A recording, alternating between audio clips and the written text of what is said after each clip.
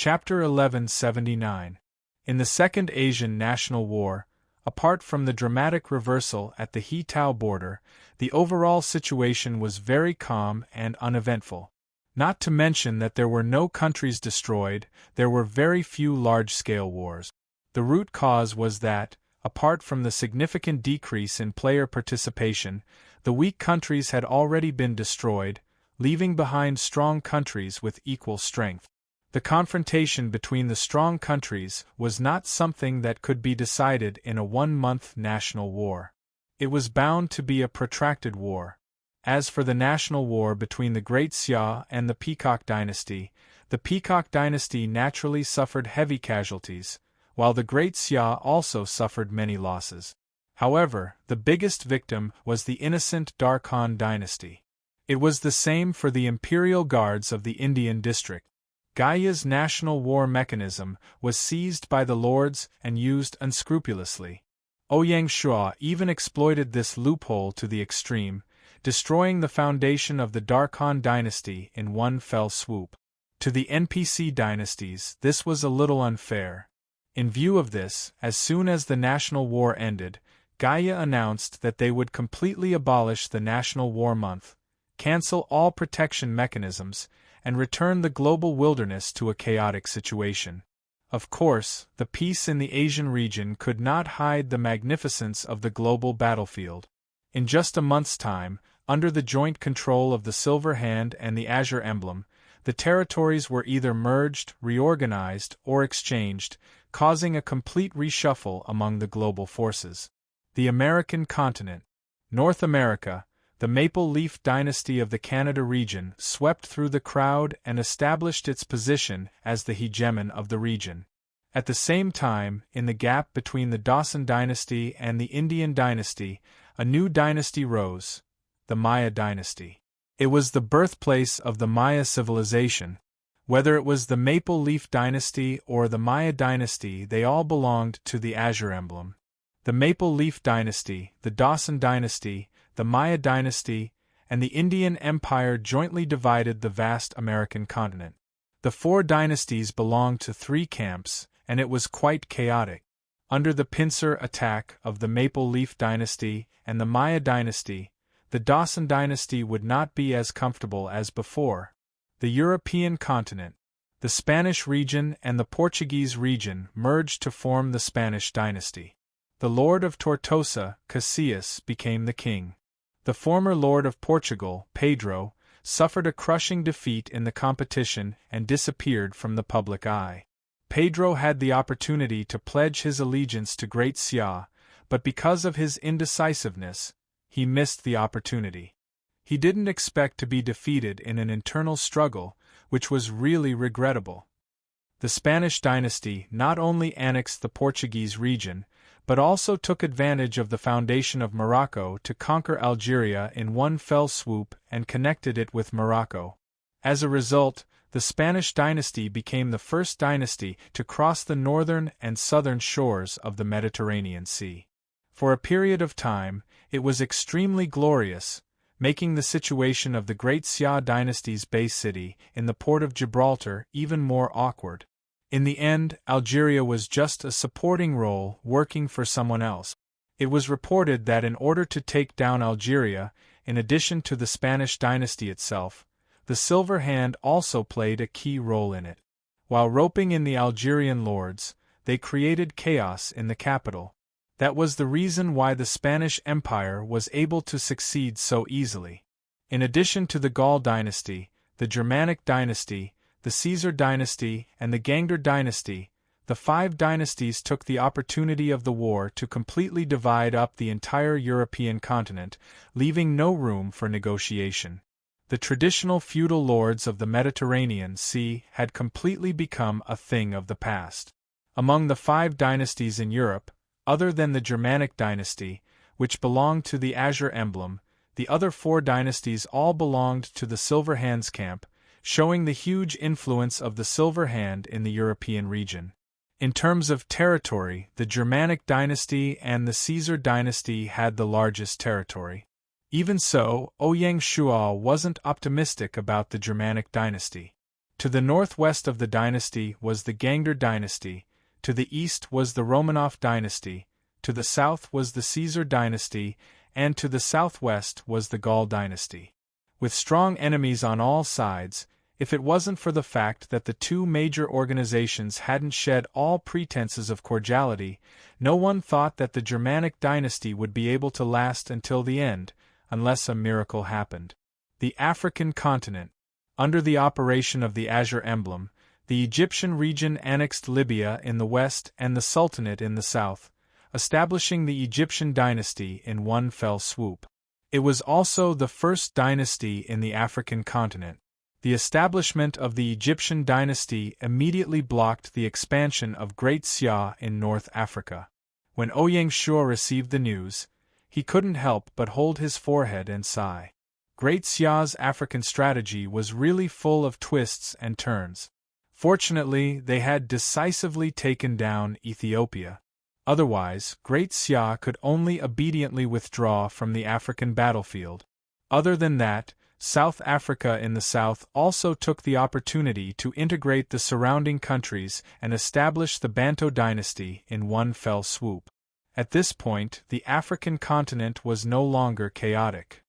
One in the south and one in the north, the two royal cities belonging to the Azure Emblem's camp cooperated with each other from afar, and had the momentum to sweep the entire African continent. It had to be said that in the operation of the neutral zone, the Azure Emblem was more brilliant than the Silver Hand. The connections and resources they had, as well as the trust of the organization built by relying on the former Federation, were something that the Silver Hand couldn't compare to. Through this series of operations, the Azure Emblem could be considered to have a firm foothold in America, Europe, and Africa. They gradually integrated the messy forces under their command together, and they had the strength to match their name. The chaotic global situation gradually became clear. Following the integration of the various continents, a large number of royal city forces disappeared and turned into new dynasty forces, glowing with vitality.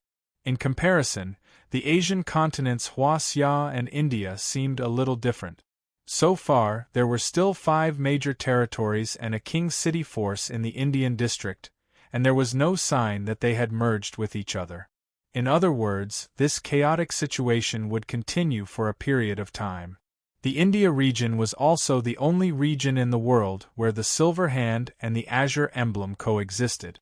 Needless to say, the situation in the Huaxia region was even more complicated than the India region, and the outcome would not be determined in a short period of time. Under the background of the global reshuffle of forces, this chaotic situation was very unique. Of course, with the end of this round of national war, the Great Xia was about to use force against the Darkhan dynasty, and with the start of the civil war in the Huaxia region, this incomparably chaotic situation would eventually return to one. It was only a matter of time. 30th June, Shanghai City. The great reshuffle of the global situation had undoubtedly attracted Ouyang Shuo's attention, and it would inevitably have various effects on the Great Xia. However, it was ultimately something that he could not control at the moment, and the specific way to deal with it would be studied by the Secretariat. What Ouyang Shuo had to do was to do what was in front of him. A day before the end of the national war, Ouyang Shuo returned to the capital.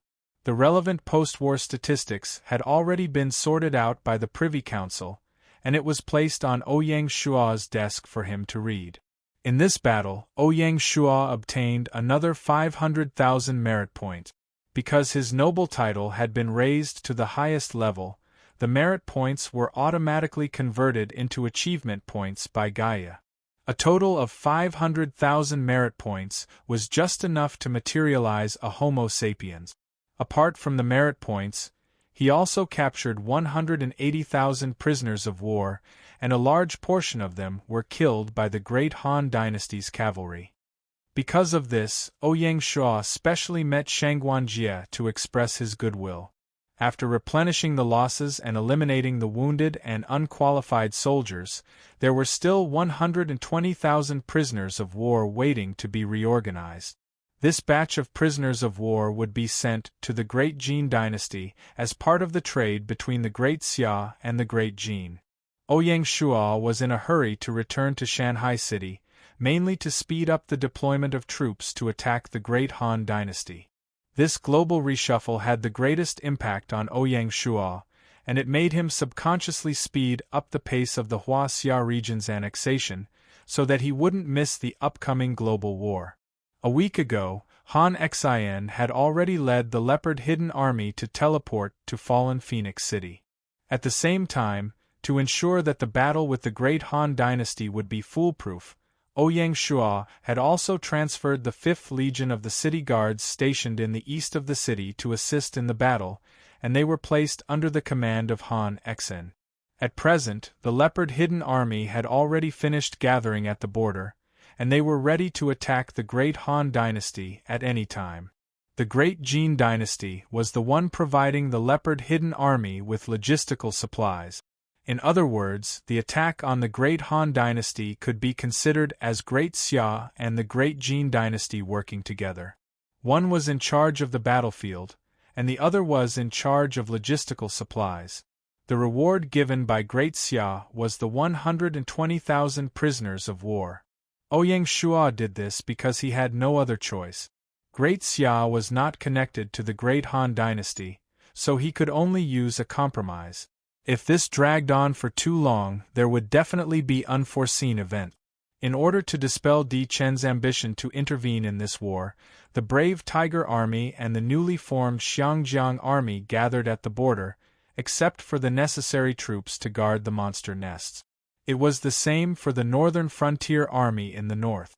The Great Jin dynasty's Blazing Flame Army also gathered at the border to monitor every move in Handan City. Even the Soaring Eagle Army stationed in the north of Shu was ordered to move to the west, and they were deployed at the border of Jingshu Province, ready to attack the Great Zhou dynasty at any time. Aside from the Great Zhou dynasty, there was another force that had the strength to intervene in the war with the Great Han dynasty, and it was Great Tang. However, considering that even if Great Tang took down the Great Han dynasty, they would still have to face Great Xia's counterattack, and with Tang Taizong's character, he would not be so reckless.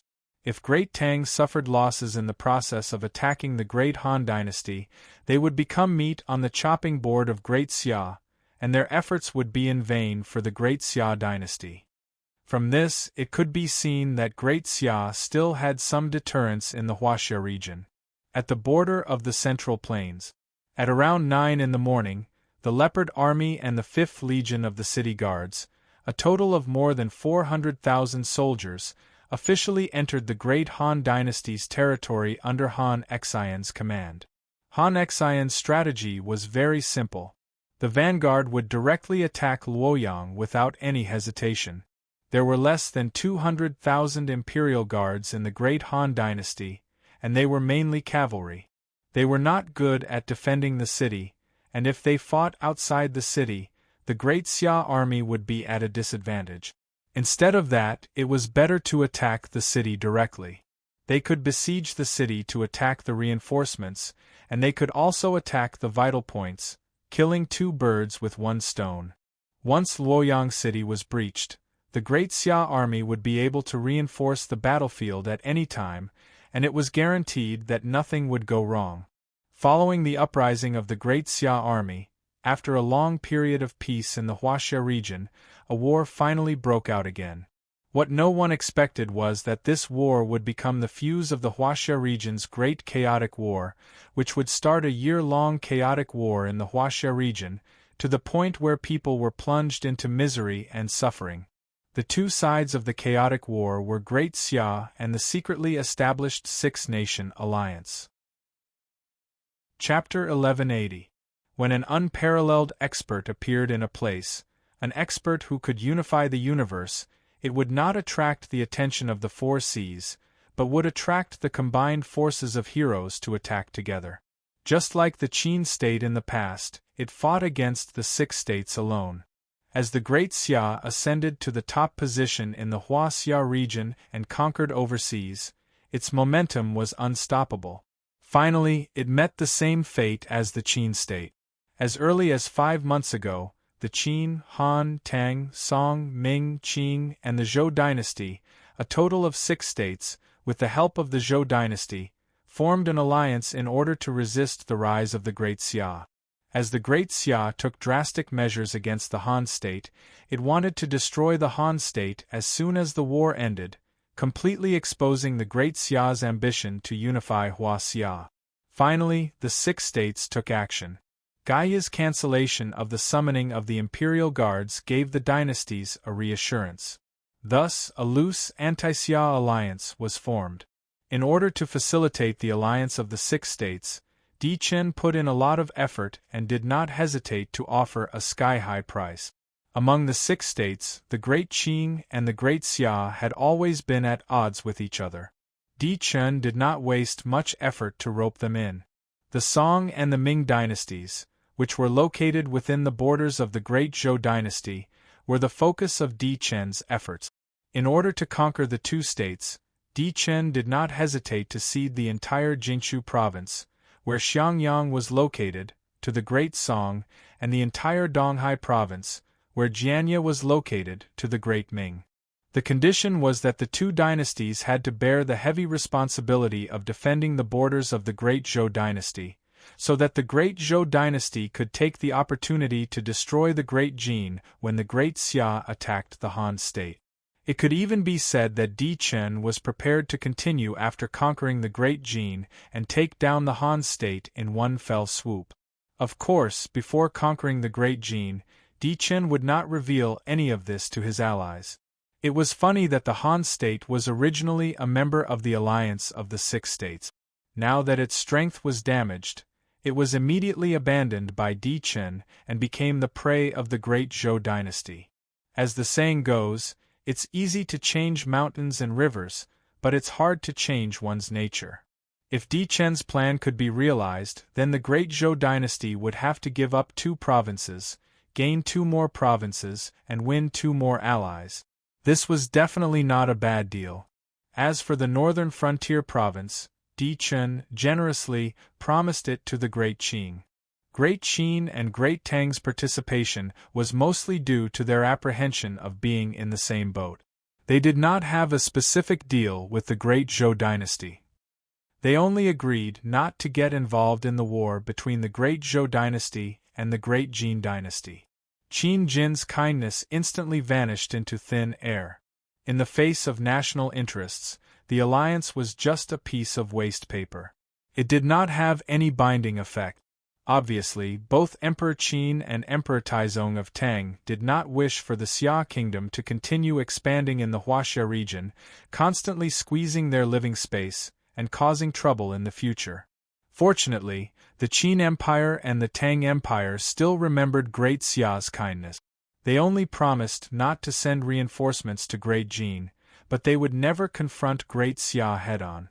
As for how to circumvent the restriction of the dynasties from taking the initiative to attack Great Xia, Di Chen had his own ways. On the 7th day of the 7th month, Han Xian led his troops and successfully took down 2 passes to the north of Luoyang. In just a week, Han Xian had broken through 2 checkpoints. It could be seen that Han Xian was a godly strategist. The kinship between Han Xian and the burly man had long since vanished into thin air in history. As one of the most magnificent cities in the world, Luoyang's defense was undeniably strong. This battle was also the first time that a lord of the Huaxia region had seriously attacked Royal City. If they won this battle, Han Xian would be famous throughout the world. If they lost, his reputation would be ruined. In view of this, Han Xian did not dare to be negligent. It seemed like he was marching quickly, but in fact, he left behind strongholds along the way to ensure the safety of the grain route. When the army arrived outside the city, they also built their camp step by step. Before the camp was repaired, Han Xian had no plans to attack the city. The burly Han dynasty's response was also very rational. As early as when the imperial army was transferred away, Emperor Wu of Han had already realized the crisis and immediately ordered General Wei Qing to transfer all the imperial army scattered within the dynasty back to Luoyang. With a mere 200,000 imperial army, it was impossible to defend the vast territory of the Central Plains province. Instead of being defeated by the enemy one by one, it was better to join forces and fight to the death. Perhaps there would be a chance to turn things around. On the contrary, as the most magnificent city in the world, not only was Luoyang's defense stable, but it also had sufficient rations. It wouldn't be a problem to defend for more than a month. Near the end of the war, seeing that Great Xia was preparing for war, Emperor Wu of Han ordered the commoners of Luoyang to disperse and seek refuge in the surrounding counties so that Luoyang's rations wouldn't be depleted. Given the nature of the Great Xia army, it would be safer for the commoners to leave the city. As such, if Great Xia couldn't attack Luoyang immediately, it wouldn't be a problem for Luoyang to last for 2 to 3 months. Anything could happen in such a long period of time. Unfortunately, Emperor Wu of Han still underestimated Great Xia. In the following week, the battlefield in Luoyang was calm, and the Great Xia army had no intention of attacking the city. While building their camp step by step, they collected rations from the surrounding counties. Large amounts of rations were continuously transported to the front line, solving the army's worries. Han Xian wasn't a pedantic person. Although he wouldn't harm the commoners, he still had to collect rations. According to Han Xian's judgment, the battle in Luoyang was bound to be prolonged, and rations were the lifeline of the entire army. Naturally, he couldn't hand over all of this to Great Jin. In addition to waiting for rations, Han Xian was also waiting for a batch of secret weapons to arrive at the front line. It had been a long time since the P1 cannon was introduced. The industry department had made new progress and developed the second generation of cannons. Strictly speaking, the P2 cannon was bulkier than the P1 cannon.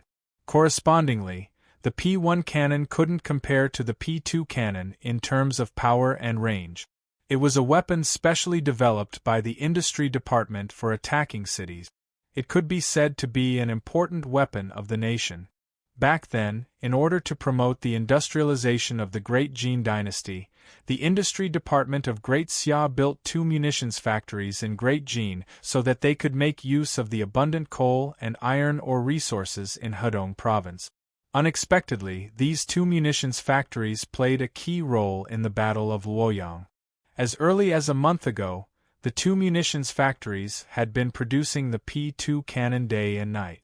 They were then hoarded for use in the Battle of Luoyang. After Great Xia fully promoted industrialization, the transportation problem of the cannons was basically solved. With a steel frame and rubber tires, the cumbersome P2 cannon could be transported across the mountains and precipitous ridges to the front line. Han Xian was waiting for this batch of key weapons and equipment. For a majestic city like Luoyang, it would be impossible to fill it up no matter how many people there were. They would just be throwing their lives away. The only way was to use the cannons to forcefully destroy the city walls and fight their way into the city. On the 15th of July, the 200 P2 cannons finally arrived at the front line. Han Xian didn't hesitate. The next day, he led his troops out of the barracks and officially launched an attack on Luoyang. The attack method was very simple. It revolved around the P2 cannons. The 200 cannons were pushed to the front line. Under the protection of the army, they attacked the northern city wall of Luoyang. Boom!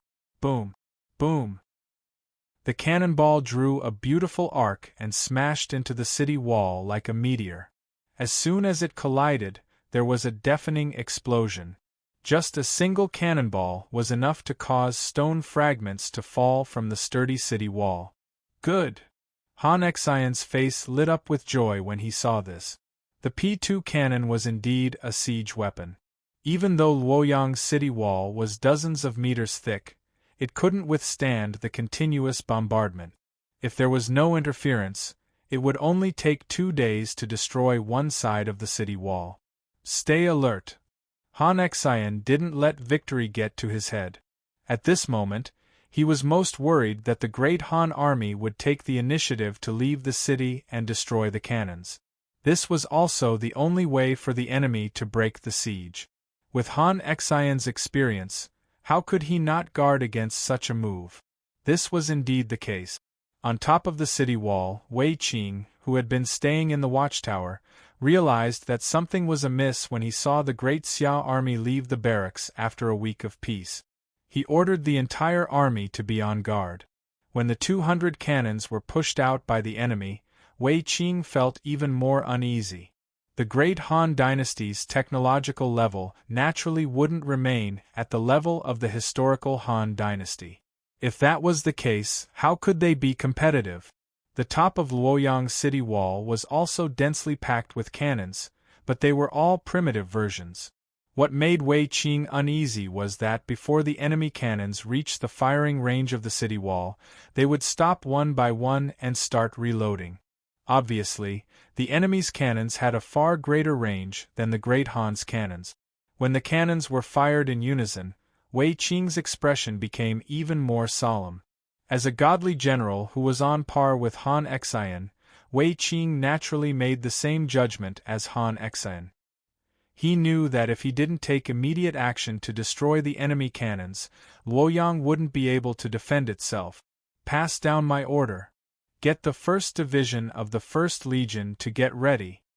As soon as they arrived, Wei Qing sent out his ace cavalry.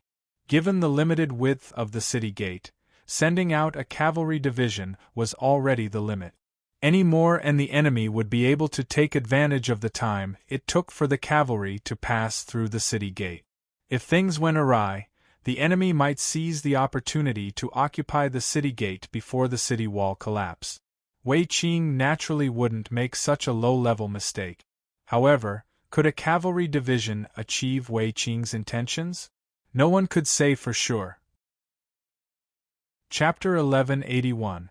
Han Xian issued a military order the moment the burly cavalry charged out of the city gates. In an instant, well-trained saber and shield troops rushed out from behind the artillery and formed a steel defensive wall in front of them. Mixed in between the saber and shield troops were spearmen and heavy swordsmen. Standing in front of the saber and shield troops were 2 rows of Mo saber troops. At a glance, the Mo saber troops were tall and burly, with an average height of more than 1.8 meters. Their muscles bulged and they wore heavy armor. Their heads were covered by helmets, revealing only a pair of cold eyes. The mention of the Mo saber troops was an existence that made the cavalry tremble in fear. The Mo saber was a long saber used by the Tang infantry. It was developed from the Western Han dynasty's horse-slaying sword, and it also absorbed the Han Lu Mo saber and the 6th dynasty's long saber's shape and smelting technology. The Mo saber was extremely sharp and had excellent cutting effects.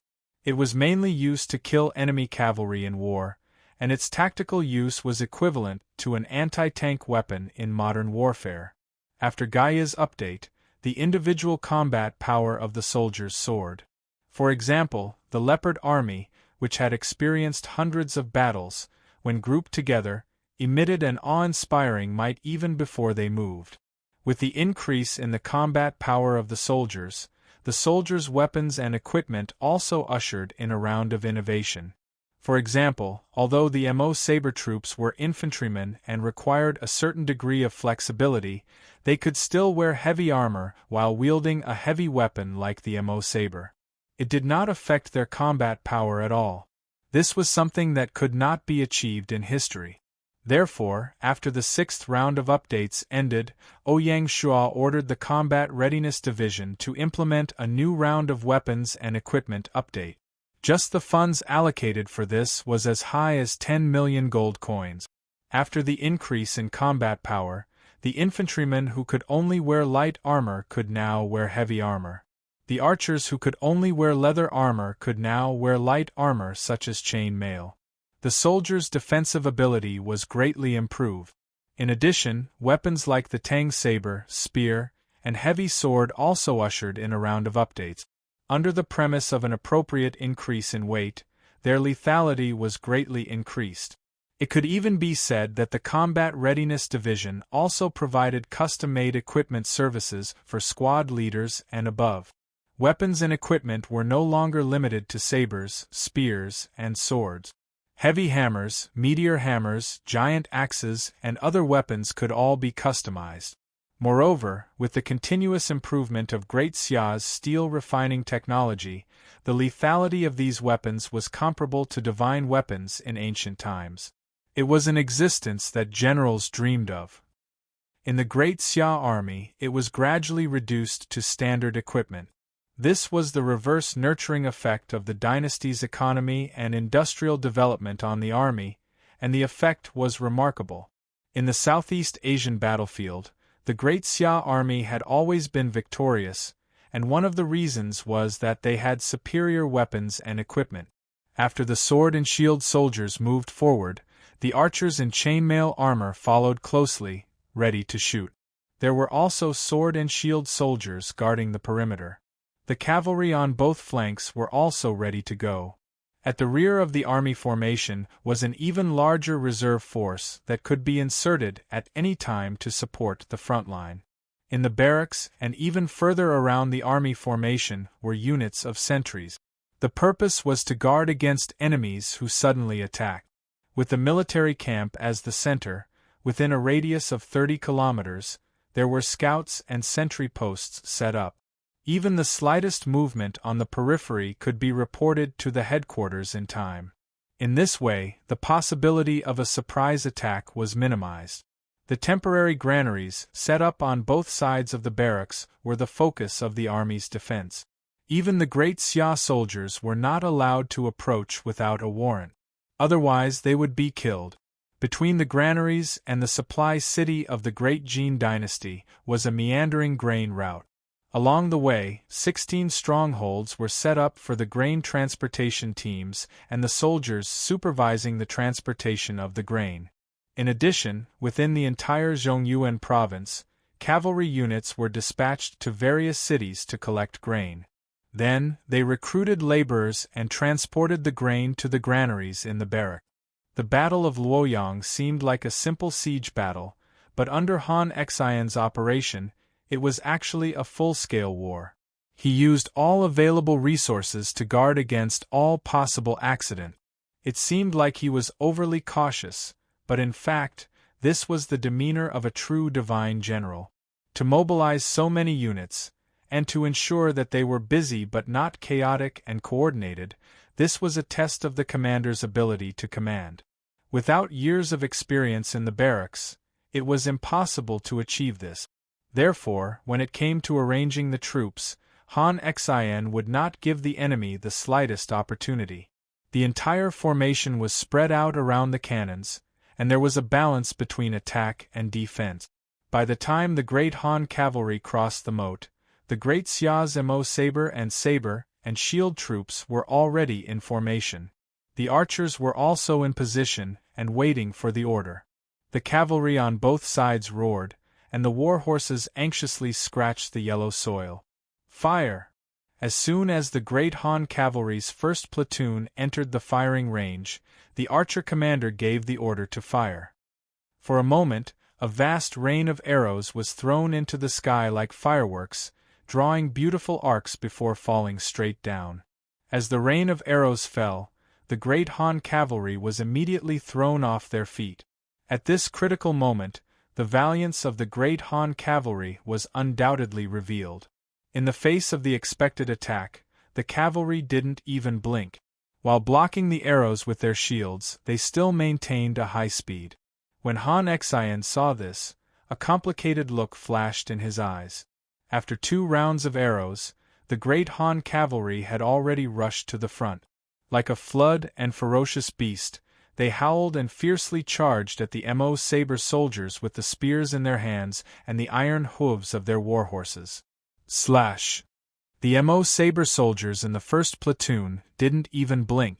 Following the order, hundreds of long Mo sabers uniformly slashed down. It was as if they were beheading someone in a yamen, without any hesitation. The saber light flashed and blood spurted. It was like a slaughterhouse. Some of the horses' legs were chopped off, some of the war horses were directly cut into two, and some of the more ferocious ones were even chopped off along with their horses. The scene was extremely bloody. There was a saying in the Great Xia army, "If one isn't a villain, one shouldn't be a Mo saber soldier." Every Mo saber soldier was not only courageous, but they were also battle-hardened, bloodthirsty, and violent. They liked to use the most direct and bloody method to behead their enemies. Even the elite Great Han cavalry would fall under the butcher's knife of the Mo saber soldiers. In less than 10 minutes, 500 to 600 Great Han cavalry had their halberds sunk into the sand. More importantly, this wave of slaughter by the Mo saber soldiers had greatly shocked the enemy, boosted their morale, and delayed the enemy's attack rhythm. For the cavalry, once their rhythm was disrupted, the effect of their charge would be greatly reduced. After a successful attack, the Mo saber soldiers didn't choose to resist. They seemed to be clumsy, but they were as agile as monkeys. They shuttled freely between the war horses and retreated to the sides like a tide, leaving the position to the impatient Mo saber and shield soldiers. They would use the black iron shields in their hands to block the clanging hooves of the enemy. This was the ultimate contest between spears and shields. The Great Han cavalry was worthy of their trump card. After suffering a show of strength from the Mo saber soldiers, their courage didn't diminish. Facing the iron wall of Great Xia, the Mo saber and shield soldiers, they didn't show any fear and continued to launch a series of death charges. In less than an hour, they had broken through 3 lines of defense and were about to reach the artillery position. Once the Great Han cavalry got close to the artillery, it would be terrible. When Wei Qing saw this, the corner of his mouth curled up into a smile. This group of brats didn't disappoint me. In the entire world, it was already very rare for a cavalry to be able to exchange blows with the Mo saber soldiers. Furthermore, there were even fewer who could break through the defensive line of the Mo saber and shield soldiers. The Great Han cavalry was worthy of its illustrious reputation. However, at this moment, the 2 flanks of Great Xia's cavalry finally move. With the heavy armored cavalry as the vanguard and the light cavalry providing cover from the periphery, they cooperated with each other and ruthlessly stabbed into the abdomen of the Great Han cavalry like 2 sharp knives, splitting them into 2. The collision between the cavalry was like the brandishing of long spears and biting cold blades. This was a confrontation between the strongest cavalry, and it was the most exciting scene in a cold weapon war. It was very beautiful, but also very cruel. The Great Han cavalry was cut in half at the waist, and the vanguard that had just broken through the defensive line was stopped by the Mo saber and shield soldiers, unable to advance any further. The cavalry at the back was mercilessly harvested by the light cavalry of Great Xia. Under the repeated attacks of the Great Xia army, more than 10,000 Great Han cavalry suffered heavy casualties, but the results were minimal. Even if a few cavalrymen were lucky enough to break through the defensive line and arrive in front of the artillery position, they were easily dealt with by the archers at the rear. They were simply unable to cause any damage to the artillery. When Wei Qing saw this, although he looked calm, he unconsciously clenched his fists. The Great Han cavalry was the pride of the Great Han, but they were unable to shake the Great Xia army in the slightest. Even in the confrontation between the cavalry, the trump card of the Great Han cavalry was faintly at a disadvantage. This pride was ruthlessly smashed by the enemy. Retreat. Wei Qing knew that in the face of such an invulnerable enemy, a sneak attack was simply impossible to succeed. If this dragged on, it would only increase the number of casualties, and the enemy might even be able to use it against them. In terms of decisiveness, Wei Qing was not inferior to Han Xian. Boom, boom, boom. The war drums sounded, and the remaining Great Han cavalry didn't hesitate. They made a big detour and fought their way out of the encirclement with great difficulty. Like a receding tide, they quickly withdrew from the battlefield. Throughout the entire process, the roar of the P2 cannons didn't stop. The harassment tactics of the Great Han ended in a complete failure. Wei Qing was also decisive and stopped probing. He immediately ordered the construction of the fortifications in the city to prepare for a stormy battle with the enemy. For the next 2 days, outside Luoyang, the roar of the cannons was deafening. Inside Luoyang, it was also a busy scene. The commoners in the city were organized by the army to either demolish their houses, block the streets, or dig deep trenches. They had to turn Luoyang into a super-military camp in the shortest time possible. In front of the Great Xia army was definitely not a broad road. On the evening of July 17th, boom! Accompanied by a deafening sound, the indestructible northern city wall of Luoyang collapsed with a loud rumble. Clouds of smoke and dust were swept up and shrouded the area within a radius of 100 meters. The smoke and dust were like a huge mushroom that rose into the sky and was very eye-catching. Luoyang had fallen. The Great Xia army outside the city cheered, and the commoners inside the city were frightened. When Wei Qing, who was inspecting the city's defenses, heard this, he only paused for a moment before continuing to patrol. His face didn't show anything, but his pace was obviously faster. The cruelest war is finally coming. Chapter 1182. Early in the morning on July 18th, Luoyang City. It had been drizzling since midnight the night before. By morning, the rain was getting heavier and heavier, turning the Great Xia campsite into a muddy mess. Han Xian had gathered the 6 commanders in the central tent and was having a routine morning meeting.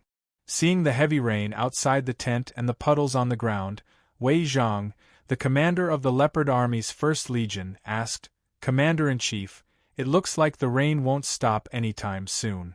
Are we still going to attack the city?" According to the plan, the 1st Legion would be the vanguard. Han Xian was also worried. After thinking for a while, he said, "The plan remains the same. Ever since we entered July, there has been continuous rain. It will be extremely difficult to wait for a sunny day. Let's attack the city today. We'll suffer, and so will the enemy." At this point, Han Xian glanced at Wei Zhang and asked, "Is there a problem?" Wei Zhang was still a little hesitant. After all, the rain was extremely disadvantageous for attacking the city. However, when he saw Han Xian's gaze, all his worries were thrown out the window. He quickly got up, patted his chest, and said, "Rest assured, Commander-in-Chief, the 1st Legion will definitely make a good start. Then go and prepare." Yes. Apart from the 1st Legion, the other legions were only responsible for guarding the perimeter and would not swarm into the city.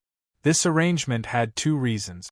Firstly, the area of the city wall that had been blasted open was limited and could not accommodate too many troops. If they were to swarm in, the enemy might seize the opportunity and counterattack. Secondly, the command center could only understand the situation in Luoyang through the Mountain Sea Guard's spies in the city. They had no way to investigate the situation in person. Because of the complex terrain, street battles were more dependent on intelligence. At present, the Mountain Sea Guard spies were working hard to find out where the Han army had set up their fortresses, where they had deployed their heavy troops, and how the entire defensive line was formed. Only by grasping this information would Han Xian give the order to attack. The 1st Legion's attack was firstly to probe the enemy, secondly, to take down a stronghold in the city and establish an outpost for the main force to enter the city. Thirdly, it was also to put pressure on the Han army. Wei Zhang had misgivings because of the heavy responsibility. Now that he had issued a military order, no matter how difficult it was, he had to start the first battle. Since it was a regular meeting, it naturally ended quickly. Han Xian's eyes flashed with a trace of worry as he watched the Legion commanders file out. He was worried about the abnormal weather. 6 years after entering Gaia, the weather had never been normal.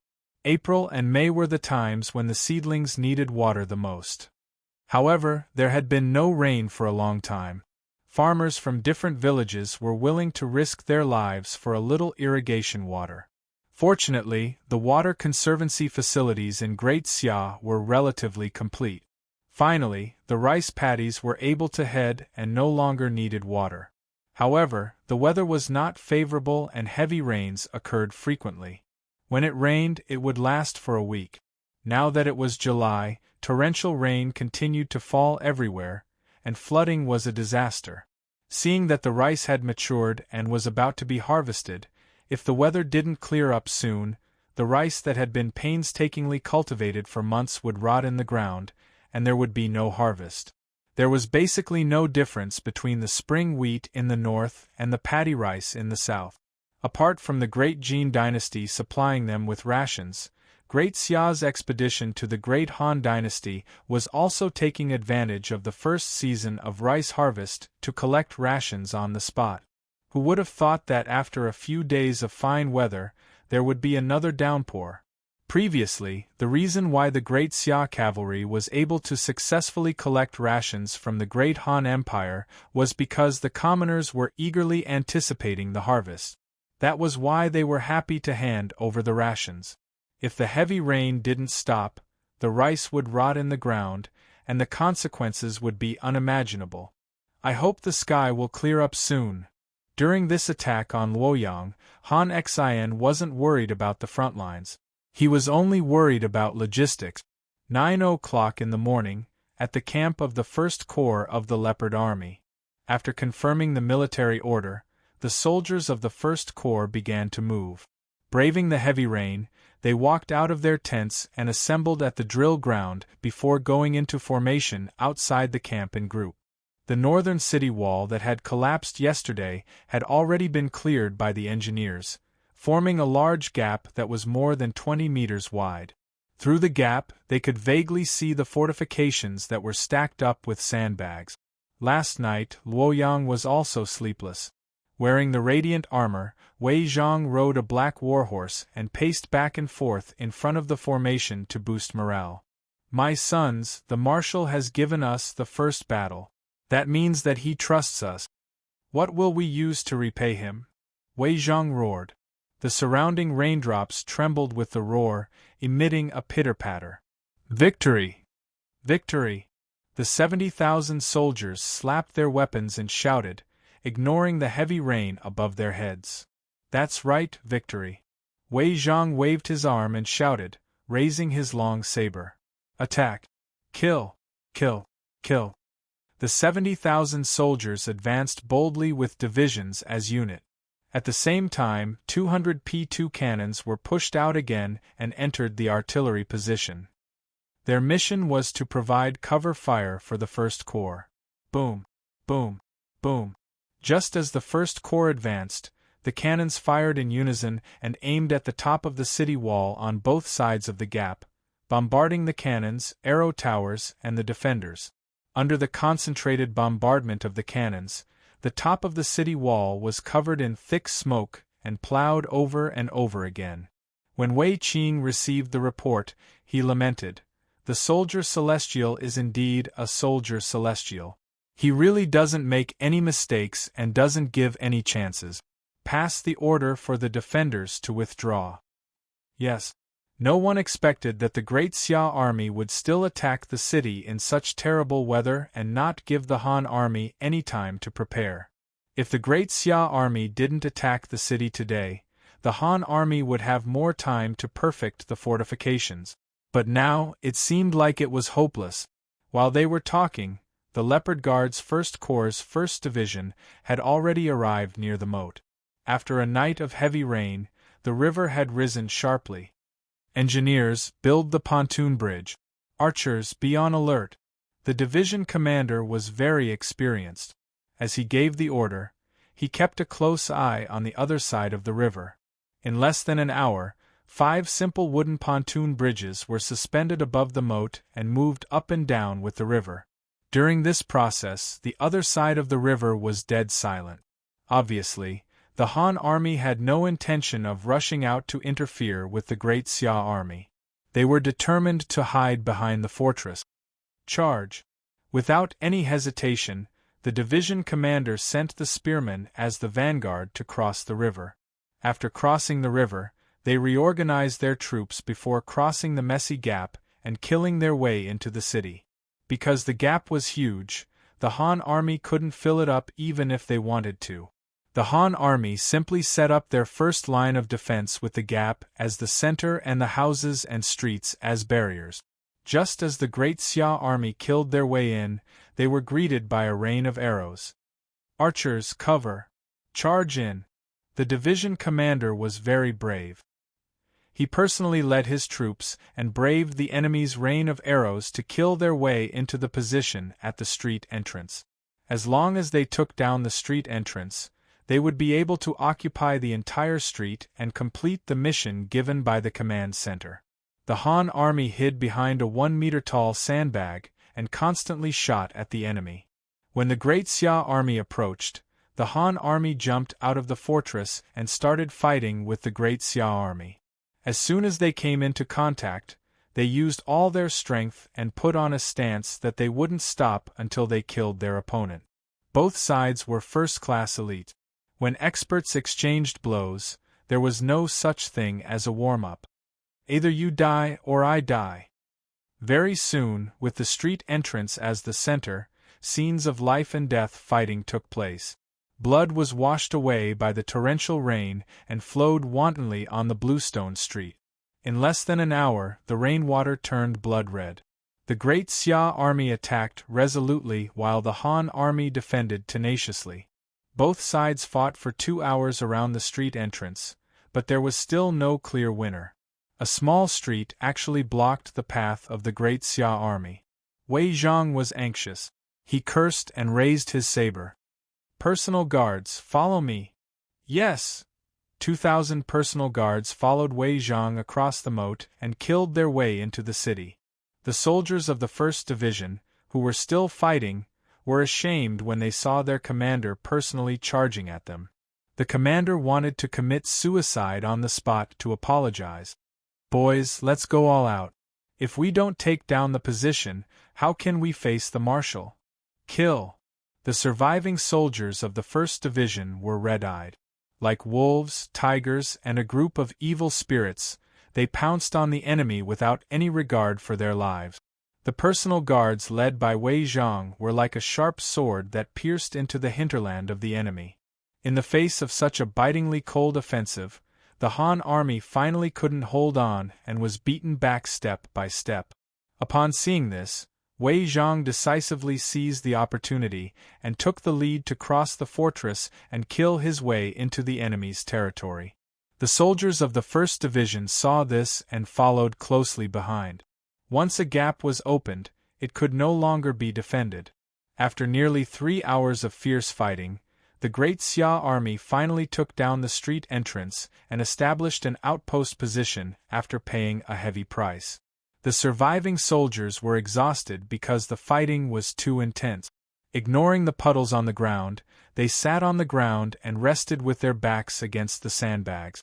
However, their faces were filled with joy and pride. In this battle, they used the swords in their hands to defend the glory of the 1st Division. Everything was difficult at the beginning. After taking down the first street entrance, the subsequent attacks became easier. As the remaining divisions of the 1st Division entered the city one by one, they had already taken down an entire street by evening. The impregnable Luoyang city was breached. That night in Handan City, the Battle of Luoyang was closely watched by all parties. Because of the existence of the communication compass, it couldn't be hidden. Di Chun had been paying attention to the Battle of Luoyang and was constantly paying attention to the battle reports. Knowing that the great Xia army had entered the city, Di Chun finally made up his mind. "Summon General Lien Pe." "Yes, sir." Soon, Lien Pe rushed to the imperial study. Di Chun didn't waste any time and said directly, "The time is ripe. Tomorrow we will attack the Great Jin." "Yes." Lien Pe's eyes flashed with excitement. This was the first time since the establishment of the Great Zhou dynasty, and the opponent was the Great Jin dynasty. This made Lien Pe, a veteran general, extremely excited. On the 19th day of the 7th month, just as the Battle of Luoyang was in a stalemate, the Great Zhou dynasty suddenly declared war on the Great Jin. The Great Zhou dynasty's imperial guards, Red Yang Army, Tyrant Army, and Red Blood Army, except for the necessary troops left behind to guard against the monster nests, the four main armies of the Great Zhou dynasty moved out together. The overwhelming Great Zhou army surged towards the Great Jin dynasty like a wave. Chapter 1183. The Great Zhou dynasty's declaration of war against the Great Jin was like a bolt of lightning streaking across the night sky of the Huaxia region. Everyone realized that the old structure of the Huaxia region had finally been completely broken. Let's fight. Since we can't avoid it, we might as well fight later. Without destruction, there can be no construction. It's about time for the Huaxia region to give birth to an unparalleled king who can unify the universe. The Warring States period is no longer suitable for the global situation. The era is calling for the birth of a king. This time, there were fewer complaints from the players. Most of them chose to watch from the sidelines. Today was different from the past. The global landscape had undergone drastic changes. Mergers and reorganizations were about to come to an end, and an era of global hegemony had arrived.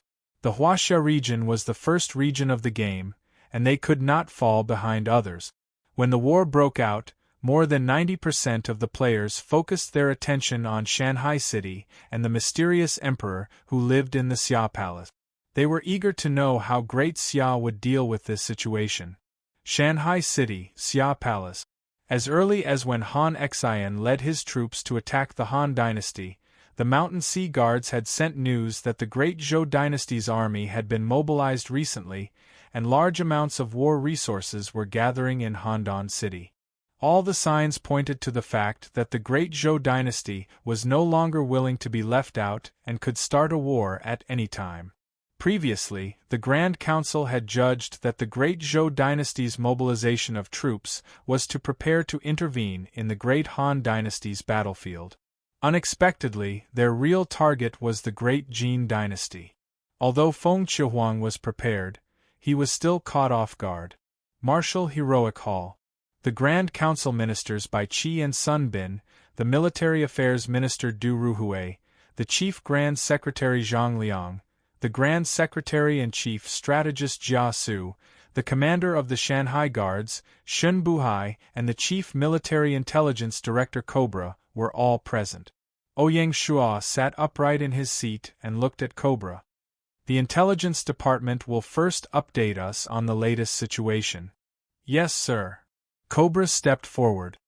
According to the joint investigation of the Mountain Ocean Guards and the Military Intelligence Department, the reason why the Great Zhou dynasty dared to send an entire army to attack the state of Jin is because of its cooperation with the other dynasties.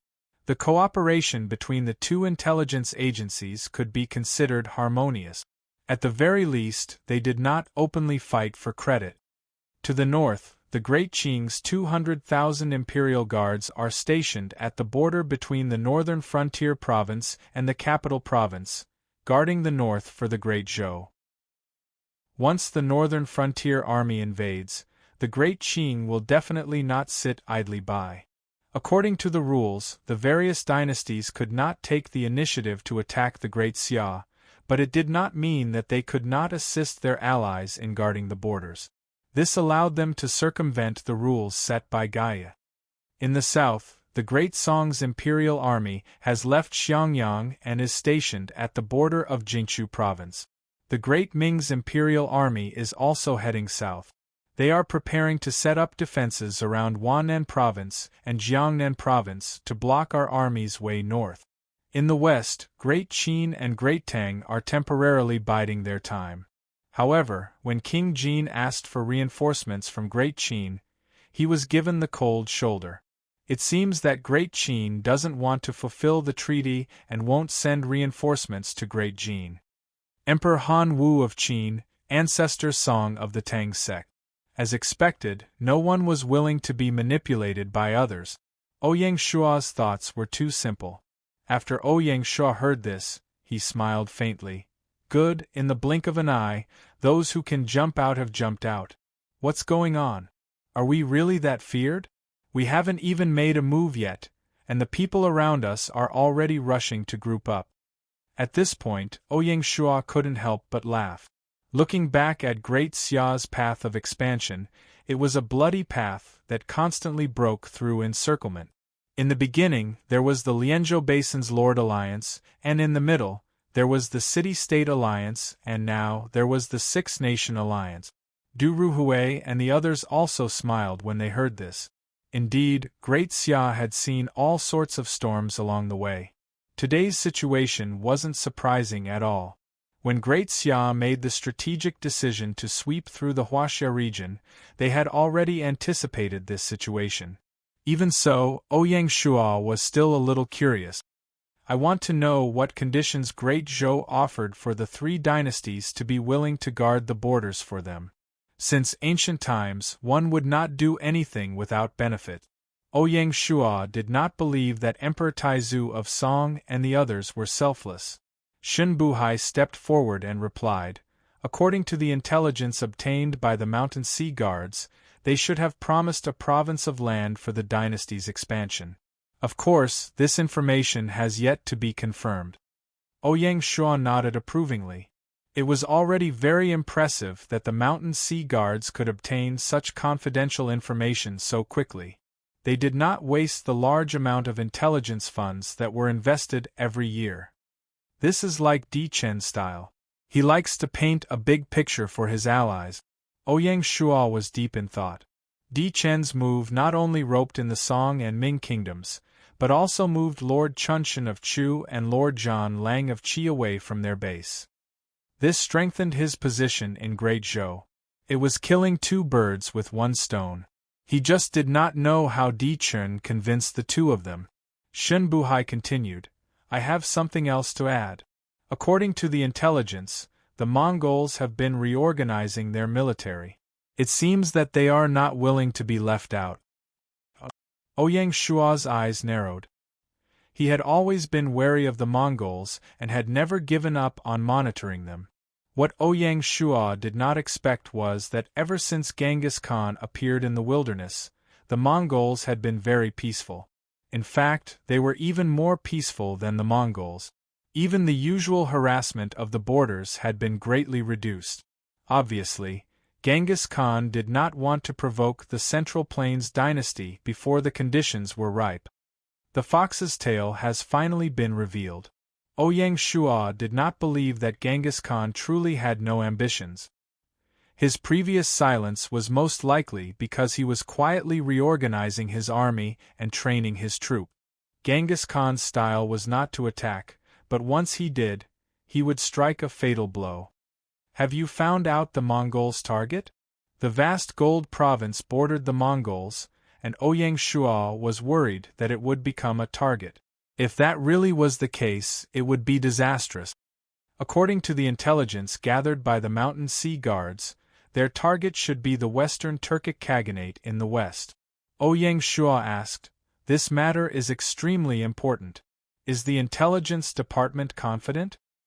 Your Majesty, this intelligence was obtained by a snake guard from a Mongol noble. They are 70% confident, Shen Buhai said confidently. Before Genghis Khan had appeared in the wilderness, Ouyang Shua had ordered the intelligence department to strengthen their infiltration of the Mongol tribes. It now seemed that this was a good move. The snake guard that Shen Buhai spoke of was probably a woman who had given herself to a Mongol noble. They were very reliable. Ouyang Shua nodded, temporarily putting his mind at ease. Now that he thought about it, the Mongols' choice was very easy to understand. The Western Turkic Khaganate and the Mongols shared a deep relationship, and their culture and system were the same. The Mongols would quickly digest the Western Turkic Khaganate, and there would be no problem of indigestion. There was also another reason.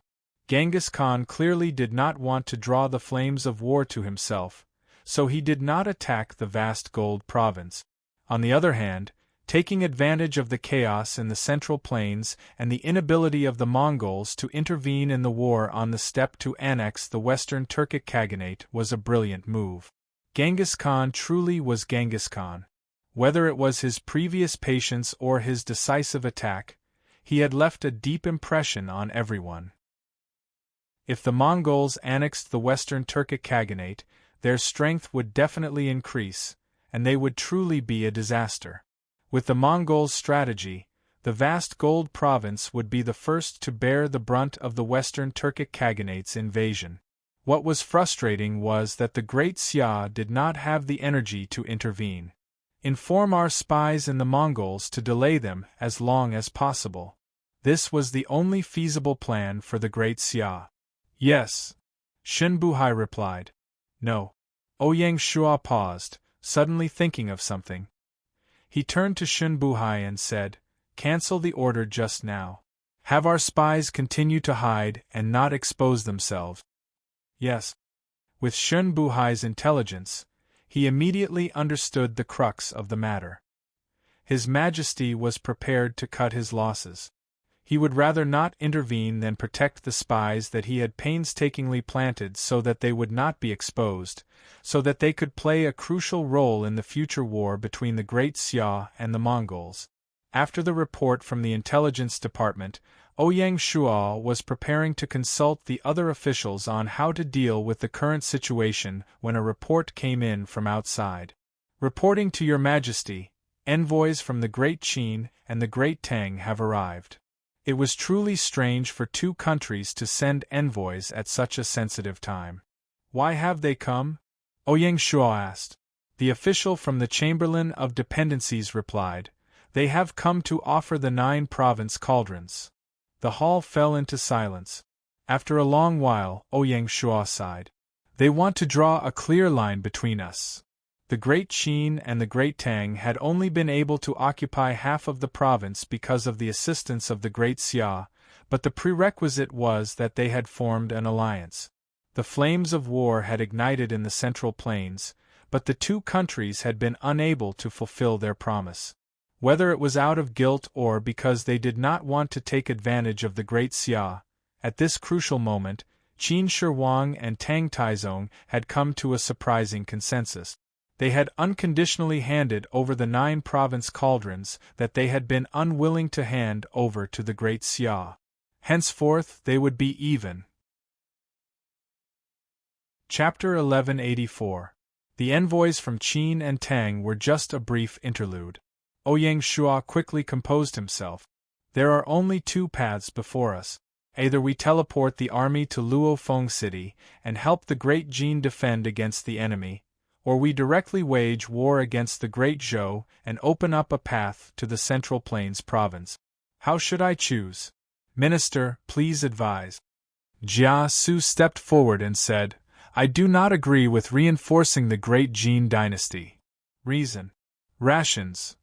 Jia Su went straight to the crux of the problem. The Great Jin dynasty only has 1 province. The East River province is not a major grain-producing province, so its rations reserves are limited. In addition to supporting the logistics of the Leopard Tau army, they also have to support the Great Jin's Blazing Flame army and Imperial Guard. The rations are basically at their limit. To repel the Great Zhou army, a conservative estimate would require the imperial government to send at least 500,000 troops. If the war is unfavorable and drags on, the consequences will be unimaginable once a food crisis erupts. If I were the Great Zhou, I would definitely use delaying tactics and use their advantage in rations to engage in a prolonged stalemate with our army, so as to reap the benefits. Also, the entire wilderness is currently experiencing a downpour with no signs of stopping. It is already a foreseeable fact that the first season's rice and wheat production has plummeted. Based on the above points, I do not agree with reinforcing the Great Jin. Ouyang Shua fell silent. He never expected that the first to fall victim to Gaia's 6-year food crisis would be the Great Xia, who was the most prepared. The Great Xia had massive amounts of rations, but they were unable to transport them to the battlefield. In the middle were the enemies of the Great Xia. In that case, we can only attack forcefully. Ouyang Shua readily accepted the advice. South or north? Attacking forcefully was also called besieging Wei to save Zhao. Jia Su replied, tactically, the north and south have their advantages and disadvantages. If we attack from the north, once we take down the Great Qing, we can directly threaten the Great Zhou capital, Handan, and force the Great Zhou to retreat. If we attack from the south, we will face the combined forces of the Great Song and Great Ming. The advantage is that if we attack from the south, be it troop deployment or rations guarantee, it will be very smooth.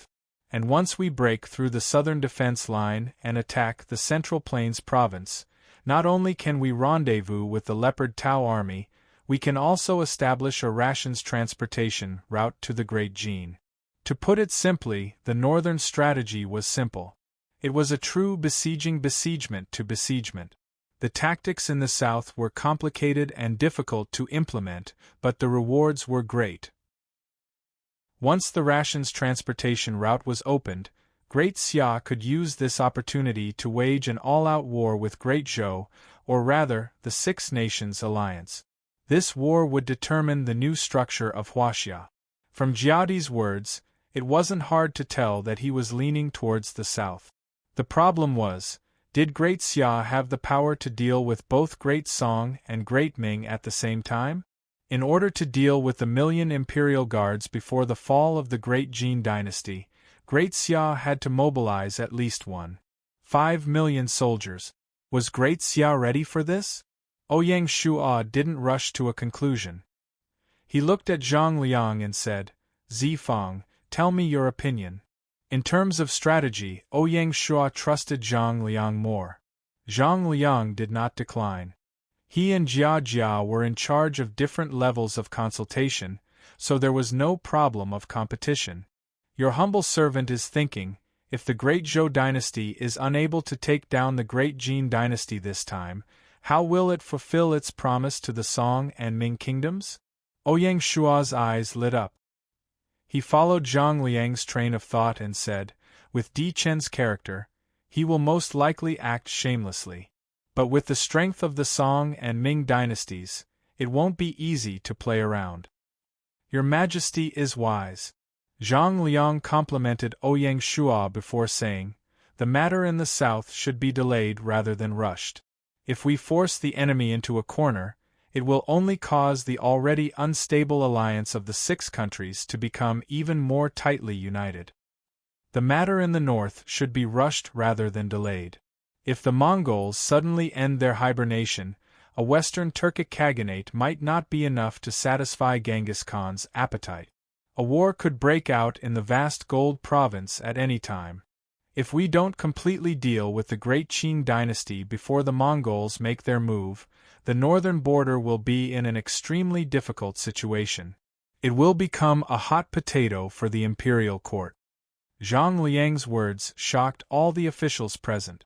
Only now did they realize that if Great Xia wanted to unify China, not only would they have to face a large number of enemies, they would also have the strength to contend against Great Xia. When facing a group of enemies, they could not afford to be careless. Originally, when Jia Su was analyzing the pros and cons of the north and south, Bai Qi, Sun Bin, and the other generals were leaning towards the southern battlefield. They had long been looking forward to the decisive battle with the Great Zhou dynasty. Now that they thought about it, the matter was not so simple. There is another benefit to dealing with the Great Qing, and that is to obtain the 9 province cauldrons in the capital.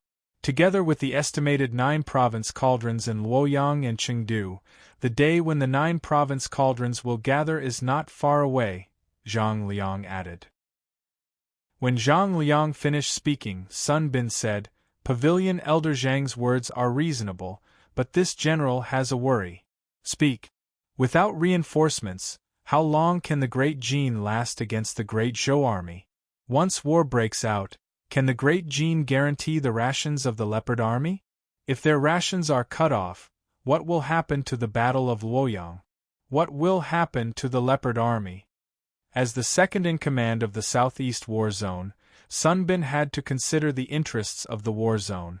Attacking the Great Han was a mission that the Southeast War Zone had accepted. If it was messed up, it would be a humiliation for the entire Southeast War Zone. This was something that Sun Bin did not wish to see. Now that the war zone's commander-in-chief, Han Xian, was fighting on the front lines, Sun Bin had to take responsibility. This truly is a problem. This time, Ouyang Shua did not seek the opinion of any of the ministers and said straightforwardly, "When enemies meet on a narrow path, the brave will win. Now that the war has developed to this point, we cannot be afraid of the slightest thing. We must bring out the spirit of conquering the world. Since rations are limited, the Battle of Luoyang cannot be dragged on. We must think of a way to end it as soon as possible. Wenhe, think of a way to end the Battle of the Leopard Army quickly." Ouyang Shua called out Jia Su's name. Ouyang Shua's improvisation was truly a test of a strategist's ability to adapt to changing circumstances. Without some ability, one would be rendered speechless by Ouyang Shua's questions. Fortunately, Jia Su was a top-notch strategist. As a strategist, his foundation was not only reflected in the imperial court memorials. In this aspect, a strategist and an actor were very similar, and that was, 10 minutes on stage is 10 years of work off stage. How to put it? Take Jia Su as an example.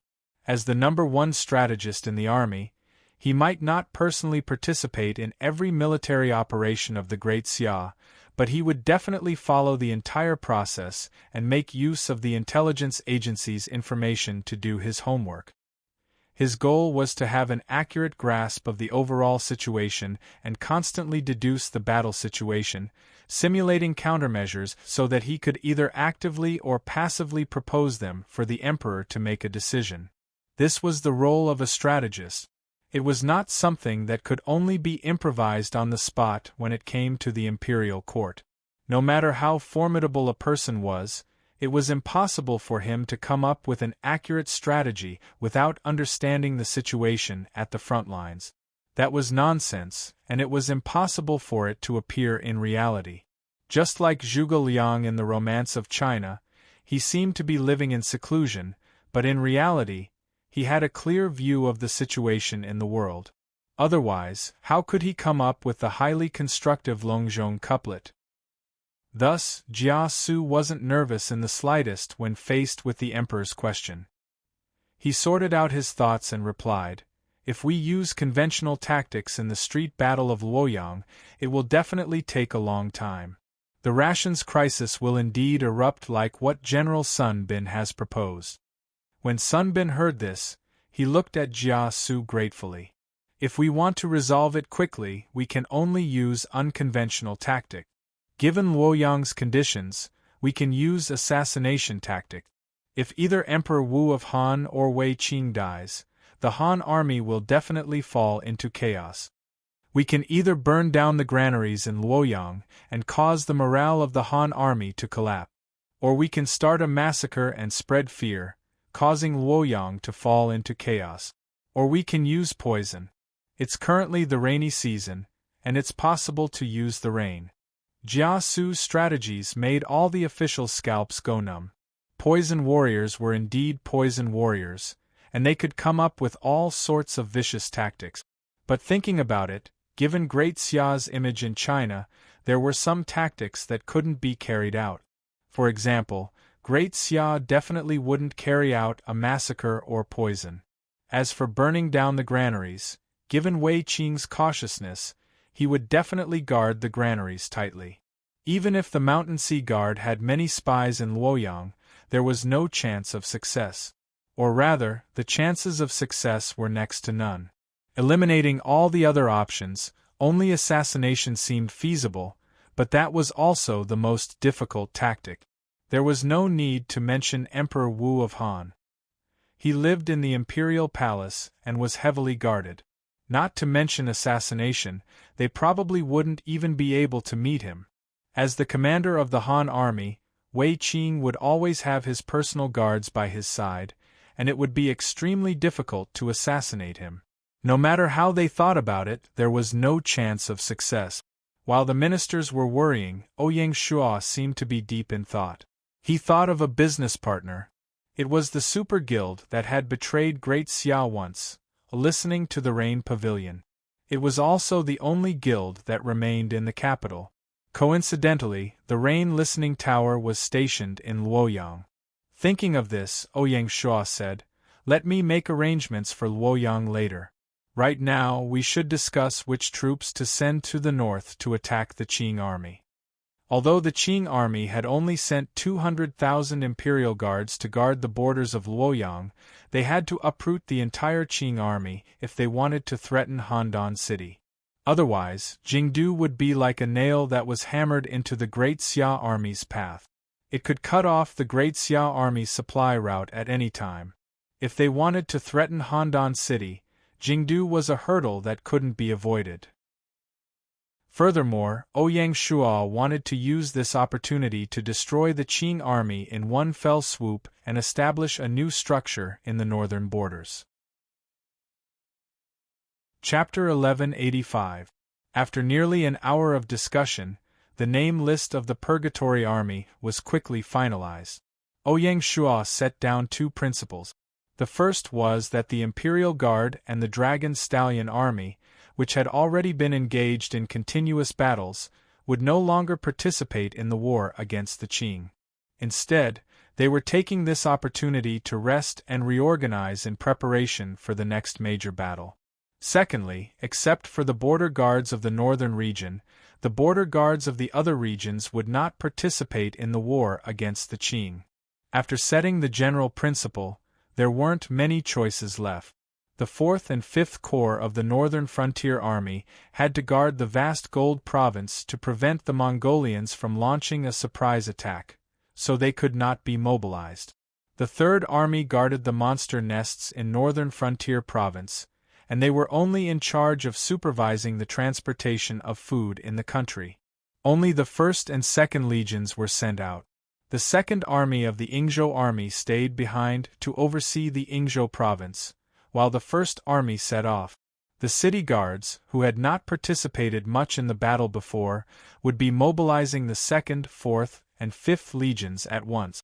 The 2nd Corps guarded Mulan Fortress, while the 4th Corps guarded North Sea City.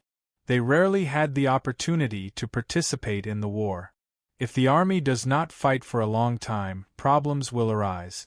The defense of the capital city, left behind by the city guards, was temporarily taken over by the Imperial Guards who had returned to Shanghai City. Similarly, the Soaring Eagle Army, which was stationed in the Shu region, had rarely participated in battles since its establishment. This time, the 1st, 2nd, and 3rd Legions were dispatched, led by Commander Li Mu himself. Then there was the 1st and 2nd Legions of the Flying Bear Army. Firstly, the Alliance Army needed a commander-in-chief. Han Xian was in Luoyang and Bai Qi was resting. Li Jing was the only candidate. Secondly, the Flying Bear Army also needed to train. After the reorganization, the Allied forces included the Southwest War Zone, the Zhili Army, and the Northern Frontier Border Defense Army. They also included 4 corps and 1 corps. In total, they had 11 corps and 770,000 soldiers. Just the mobilization work alone would take up to a week. In terms of logistical support, besides using the strategic grain reserves placed in the Northern Protectorate headquarters, they would also be sending provisions from the 3 coastal provinces of southern Chuan, Lingnan, and Minnan to the north. The Binhai Fleet and the Cliff Mountain Fleet were responsible for the security of the sea supply route. After finalizing the battle plan, the Grand Council and the Privy Council immediately moved to prepare for war in the shortest amount of time possible. The spies of the Mountain Sea Guards and the Military Intelligence Department would take action as soon as the meeting was over. The war machine of Great Xia rumbled once again. After concluding the military conference, Ouyang Shuo returned to the imperial study. As soon as he sat down, Ouyang Shuo made a video call to Feng Qiuhuang. Feng Qiuhuang appeared on the screen with a calm expression, but she couldn't hide the exhaustion between her brows. As the battle erupted, an overwhelming pressure pressed down on Feng Qiuhuang's shoulders. Unlike Great Xia, since the establishment of the Great Jin dynasty's territory, apart from the initial internal strife within the clan, It had been developing smoothly due to its geographical location and had not encountered any twists and turns. The battles they participated in were mainly based on military maps and nation wars. Now that Feng Qiuhuang was suddenly facing the threat of annihilation, it was easy to imagine the pressure that Feng Qiuhuang had to endure. Fortunately, the great Jin dynasty's reputation in recent years was not undeserved. There were famous generals like Guizi, Ran Min, Meng Tian, Wang Xiai and Zhou Bo in the army. Guizi was in command of the full Blazing Flame army, while Meng Tian was in command of the newly formed Imperial Guards with only 4 corps. The two of them were regarded as the twin pillars of the great Jin army. The valiant General Ran Min was appointed as the commander of Feng Qiuhuang's personal guards, responsible for Feng Qiuhuang's safety. Ouyang Shuo didn't beat around the bush and reported the Great Xia's military deployment to Feng Qiuhuang before saying, "Defend for a month and the Great Jin dynasty's encirclement will be broken. Can you hold on?" Feng Qiuhuang's eyes flashed with a trace of complexity. All along, the Great Jin dynasty owed the Great Xia too much. Now that they needed the Great Xia dynasty's help, no matter how one looked at it, she couldn't be considered as a qualified ally. At this moment, Feng Qiuhuang secretly made up her mind. "Ouyang, I won't say any words of gratitude. After the war ends, I will definitely give you an explanation for the Great Xia's grace," Feng Qiuhuang said seriously. Ouyang Shuo waved his hand. "Why are you thanking me? We are allies." He didn't delve into the deeper meaning behind Feng Qiuhuang's words. Feng Qiuhuang took a deep look at Ouyang Shuo and didn't say anything else. She changed the topic and talked about another matter. She found it a little difficult to talk about this matter, but she had to say it. "Regarding the rations, I'm not afraid of you laughing at me. The weather this year was too abnormal and the rations were not harvested. Our rations are running out. If we were to supply the Leopard Army, the Great Jin dynasty's rations wouldn't last more than a month and a half. As the saying went, those who forget to fight will be in danger." Unlike the Great Xia dynasty, the Great Jin dynasty had been at peace for too long. The War Preparedness Office didn't have the habit of storing a large amount of rations. They would usually wait until the new season's rations were harvested before storing a little. There wasn't much left of the rations that had been stored last season. Feng Qiuhuang said that they could last for a month and a half, and that was under the premise of using disaster relief rations and collecting rations from the people. Otherwise, they wouldn't even be able to last for a month. Ouyang Shuo was mentally prepared and said with understanding, "I have also predicted your difficulties. Although we can't send rations over, you can cut off the rations of the Leopard Army." "How can we do that?" Feng Qiuhuang shook his head. "Providing rations to the Leopard Army is a promise made by the Great Jin dynasty. We will never go back on our word. We would rather starve ourselves than guarantee the rations of the Leopard Army. I'm not complaining or burning the bridge after crossing it. I'm just reminding you that if the war drags on, I'm afraid we won't be able to hold on," Feng Qiuhuang explained. "I know." Ouyang Shuo smiled. "If nothing goes wrong, the Battle of Luoyang will end very soon. With the rations we have now and some local rations, it should be enough. The Great Zhou dynasty is coming at us ferociously this time, so you must not be careless. Don't fall for rations. Don't lie to me." Feng Qiuhuang wasn't easy to fool. Luoyang is a royal city after all. How can it be taken down so easily? Ouyang Shuo didn't explain much as he had to put Feng Qiuhuang at ease. He smiled. "Do I look like someone who cares about face? Just wait for the good news." Feng Qiuhuang looked at Ouyang Shuo hesitantly and finally nodded. To be honest, the Great Jin dynasty was indeed short on rations. Once Luofeng City was surrounded, they wouldn't be able to hold on without sufficient rations. If they didn't have to provide rations to the Leopard Army, the pressure would be greatly reduced. Although it was a little selfish to say this, it was also a helpless move. Following that, the two of them reported their respective situations and hung up the video call. Both of them were busy people, and had a lot of things to handle. Especially Feng Qiuhuang, he was so busy that his feet couldn't even touch the ground. The great Zhou dynasty had plotted for a long time and launched a thunderous attack right from the start. They pointed their vanguard at Luofeng City with the aim of cutting off the possibility of Great Xia's reinforcements. They were prepared to trap the great Jin dynasty alive. From the border, the two armies started fighting and the situation was tragic. Regardless of the outcome of the battle, the great Jin dynasty, as the main battlefield, would definitely be covered in wounds after the battle. After hanging up the video call with Feng Qiuhuang, Ouyang Shuo didn't hesitate. He found the tower master of Tingyu Tower, Sword Qi Lei Yinin, and initiated a video call. Before the official break, Sword Qi Lei Yinin was the great Xia dynasty's ally. Naturally, he was also Ouyang Shuo's good friend. When Gaia launched the communication compass, his previous good friend was automatically transferred over. Otherwise, even if Ouyang Shuo wanted to find Sword Qi Lei Yinin, he might not be able to find it. In less than 10 seconds, Sword Qi Lei Yinin agreed to the call request and appeared in the video call. Emperor Xia? Sword Qi Lei Yinin was very surprised to be contacted by Ouyang Shuo. Back then, due to the bewitchment of her ex-boyfriend, one sword to the west, and the mystery of the silver hand, Sword Qi Lei Yinin was hot-headed and betrayed the alliance of mountains and seas and joined the Yan-Huang alliance. Who would have thought that the alliance of mountains and seas would counterattack so quickly? The Tingyu Tower suffered heavy losses and Sword Qi Lei Yinin became very depressed. She left the Yan-Huang alliance and did not join any side. Even in the 6th year of Gaia, the Tingyu Tower remained in Luoyang and did not move to any territory. Sword Qi Lei Yinin always felt guilty about her betrayal. Since then, she never contacted Ouyang Shuo. It was as if they would never talk to each other again. One could imagine how surprised Sword Qi Lei Yinin was when she suddenly received Ouyang Shuo's call request.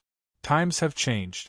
When one reached Ouyang Shuo's position, he had already let go of the past. Everyone had their own ambitions. Between big forces, it was normal to split and merge. Moreover, when Sword Qi Lei Yinin defected to the enemy, she warned Ouyang Shuo. Ouyang Shuo was willing to contact the rain-savoring building, again because of this little bit of kinship. "It's me." Ouyang Shuo smiled. "Is there something you need from me?" Sword Qi Lei Yinin was a little uncertain. The situation in the Huaxia region was changing and Great Xia was attacking Luoyang. Sword Qi Lei Yinin didn't think that Ouyang Shuo was contacting her just to reminisce about the past. As a guild leader, she had a very keen sense of smell. Ouyang Shuo went straight to the point. "Are you interested in working together again?" "Working together?" Sword Qi Lei Yinin pondered. She clenched her fists and couldn't help but feel waves in her heart. Today, seeing that Great Xia was getting stronger and Great Zhou was declining, it would be a lie if Sword Qi Lei Yinin said she didn't regret it. "How do we work together?" Sword Qi Lei Yinin was a decisive person. She had always hoped for but never thought she could get an opportunity. Now that it had appeared in front of her again, she wasn't willing to miss it. Ouyang Shuo nodded his head in satisfaction. He admired the valiant and heroic spirit of the thunderous sword aura. "You should know that the Great Xia army is attacking Luoyang.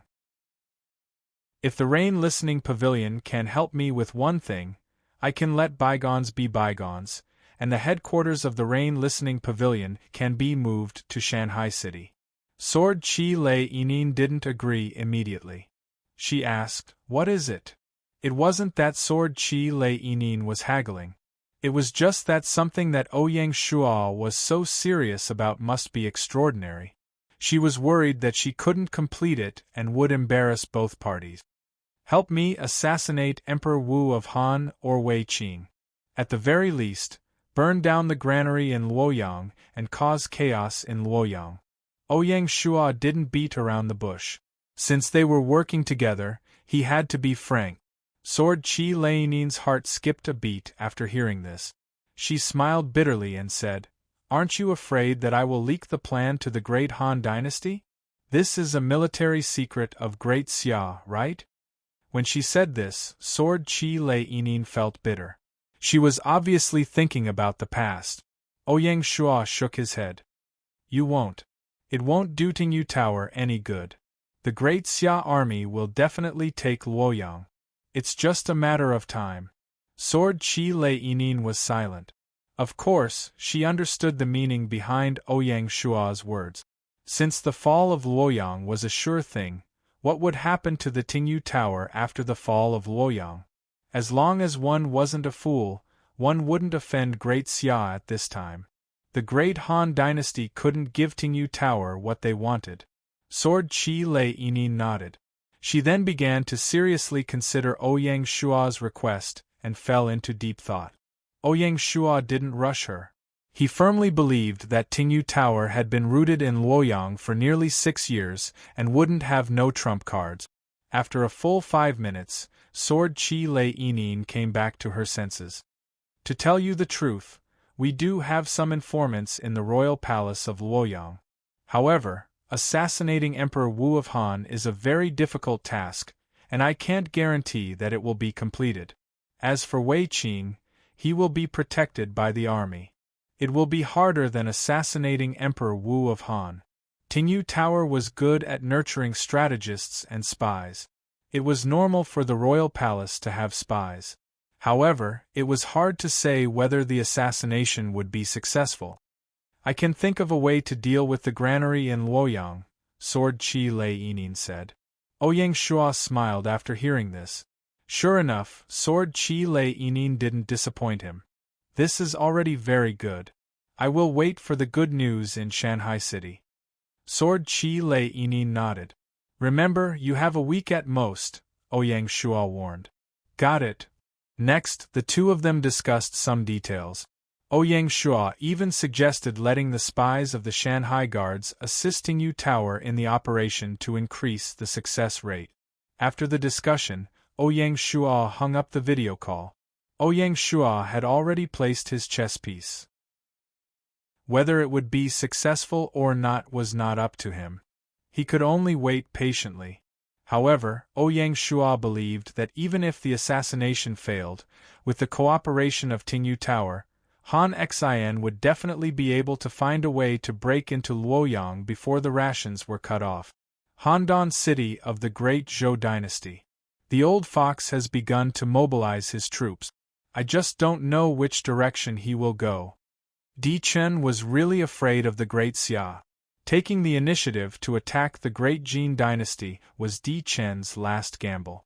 Otherwise, he would be destroyed by the Great Xia sooner or later. It was scary to boil a frog in warm water. Hearing this, Peerless Elegance smiled and said, "No matter who the Great Xia targets, they are helping us to get rid of our internal threat." Although the 6 countries had formed an alliance, the Song, Ming, and Qing dynasties were also a big hidden danger in the Great Zhou dynasty.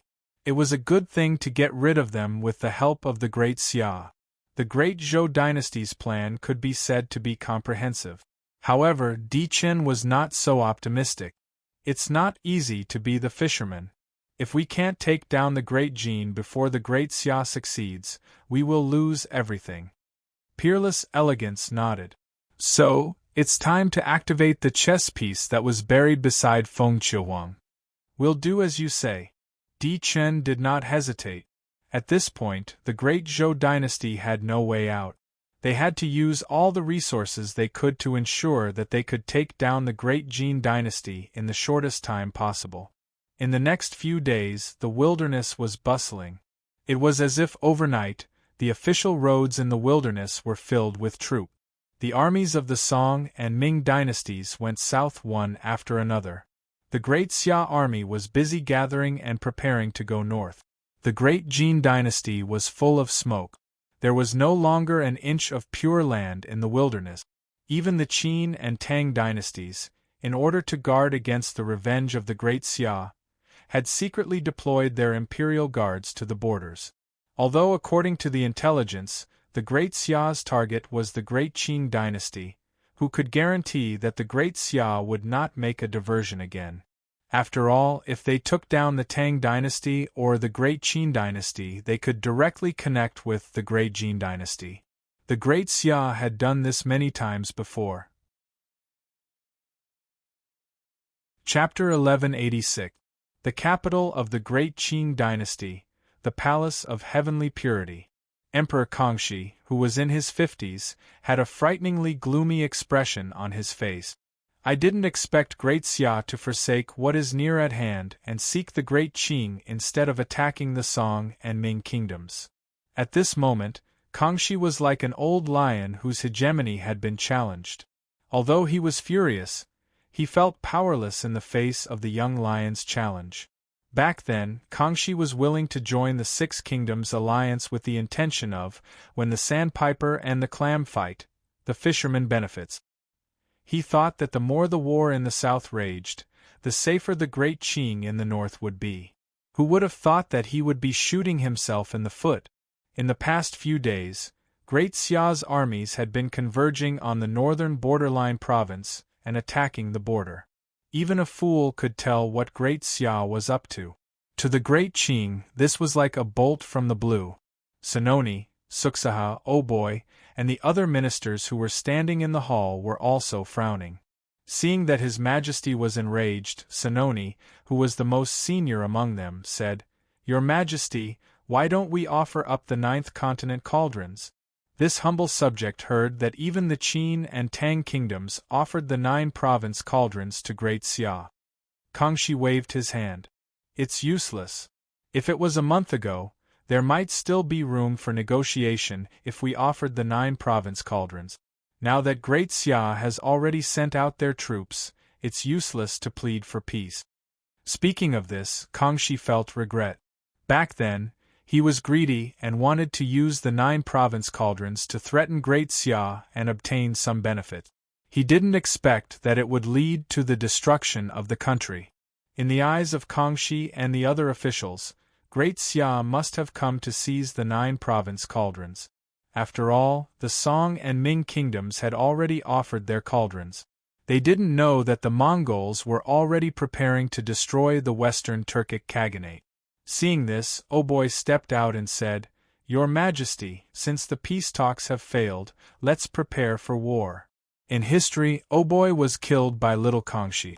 In the wilderness, Kangxi was older than Oboy. The current Oboy was in the prime of his life and hadn't lost the demeanor of a martial artist. He was also one of the main generals of the Qing army. After the Great Qing took over the capital, the officials that stayed behind were basically all Manchu officials. The Han officials either chose to live in seclusion or join another country. Very few of them stayed behind to serve the Great Qing. People like Yao Qixing, Zhou Peigong, Lin Zexu, and Ding Ruchang all joined Great Xia. Only Chao Yin, Nian Gengyao, and other Han officials who were entangled with Great Qing chose to stay. Kangxi nodded, but his brows did not relax.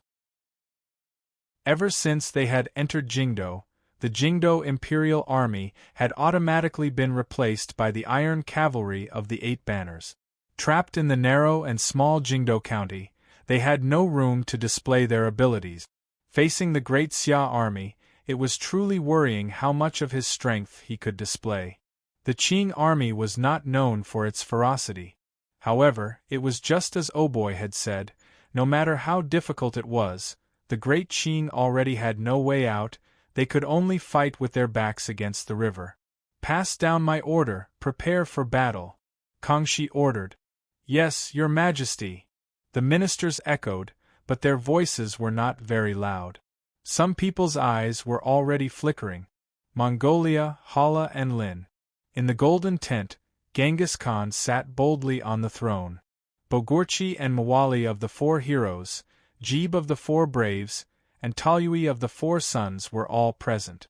"Father, if Great Xia attacks the Great Qing now, the Liao Jin province will definitely be defenseless. This son suggests that while attacking the Western Turks, we split up our troops to attack the Liao Jin province. We will definitely win this battle." The one who spoke was Talyui. As Genghis Khan's favorite prince, and the one who understood military affairs the best, Talyui, who had appeared in the wilderness, was vaguely ranked first among all the princes. This was because in the game world there was no problem of succession. When Talyui said this, Mawali and Jeeb also agreed with him, looking rather excited. After lying dormant for a year, these war maniacs could no longer hold themselves back and wanted nothing more than to fight every day. Genghis Khan shook his head at Talyui's suggestion. The great Xia is a lion. As a hunter, when you don't have the strength to kill a lion, it is extremely unwise to provoke a lion in the prime of its life. Father, as long as you give me 200,000 elite soldiers, your son will definitely be able to take down the Liao Jin, Talyui said rather unwillingly. There's no need to say more. I've already made up my mind. Genghis Khan's will could not be shaken. Turning to the eager Mawali and the others, he sternly said, taking down the Western Turks is the most urgent task at hand. The Turks are vicious wolves of the steppe. Do not let your guard down. Yes. Mawali and the others did not dare to be impudent and respectfully accepted the order. This matter cannot be delayed. Order the front lines to immediately move out and take down the Western Turks within a month. This is to prevent any delays in the war in the Central Plains, Genghis Khan ordered. Yes. With Genghis Khan's order, the two heroes of the steppe were about to engage in a battle to the death. July 24th, Luoyang. 4 days had passed since Ouyang Shua had communicated with Thunder Sword Chi. The street battles in Luoyang were still in a stalemate. Although the Han army was constantly being pushed back by the advance of the Great Xia army, they were still able to hold on. Wei Qing did not panic at all. According to the reports from the spies, the Great Jin had already cut off the rations of the Great Xia army. At present, the Great Xia army was searching for rations everywhere, and the rations stored in the barracks would not last much longer. If this continued, the final victor would be the burly man. Unfortunately, Wei Qing, who had been commanding at the front lines, had no idea that in these few days, an undercurrent had gradually taken shape in the inner city of Luoyang. Everything was ready except for the final push. The plan to assassinate Emperor Wu of Han was already nearing its end, and all that was left was the final blow. 3:00 in the afternoon, Weiyang Palace. The torrential rain had stopped, and the drizzling rain made Weiyang Palace appear mysterious and desolate.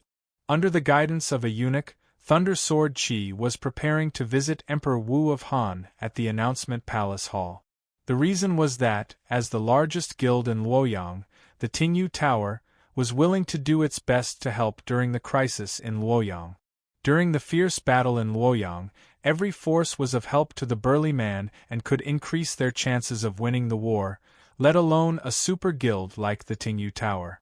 With the help of some people and the recommendation of a minister, Thunder Sword Chi's trip to the palace was finally possible. Over the past 4 days, the Mountain Sea Guards and the Tingyu Tower had used all the resources they could and spent a lot of money. After putting in a lot of hard work, they finally obtained this admission ticket. That was all they could do. The success of the subsequent assassination would depend on Thunder Sword Chi's performance on the spot. In order to cooperate with Great Xia again, Thunder Sword Chi had thrown caution to the wind and actually went into action personally. One had to know that if the assassination failed, Thunder Sword Chi would not be able to walk out of the palace alive. On the way to the Announcement Palace, Thunder Sword Chi was checked 3 times by the palace guards. Each time, the checks were stricter than the last to ensure that Thunder Sword Chi did not carry any sharp weapons. Even an embroidery needle was not allowed. Thunder Sword Chi cooperated with the guards all the way. She was very patient and did not feel nervous at all. Because the weapon she brought this time was the shadow-bearing sword, one of the 10 famous swords. It had a shadow and was invisible. It was raining and she could not even see a shadow. Even so, she did not carry the shadow-bearing sword with her, in case the Imperial Guards found any flaws. When he was close to the Hall of Announcement and all the searches were over, Thunder Sword Energy quietly took the shadow-bearing sword from a eunuch who was on duty outside the Hall of Announcement without leaving a trace. That eunuch was naturally one of the pawns of the Tingyu Tower.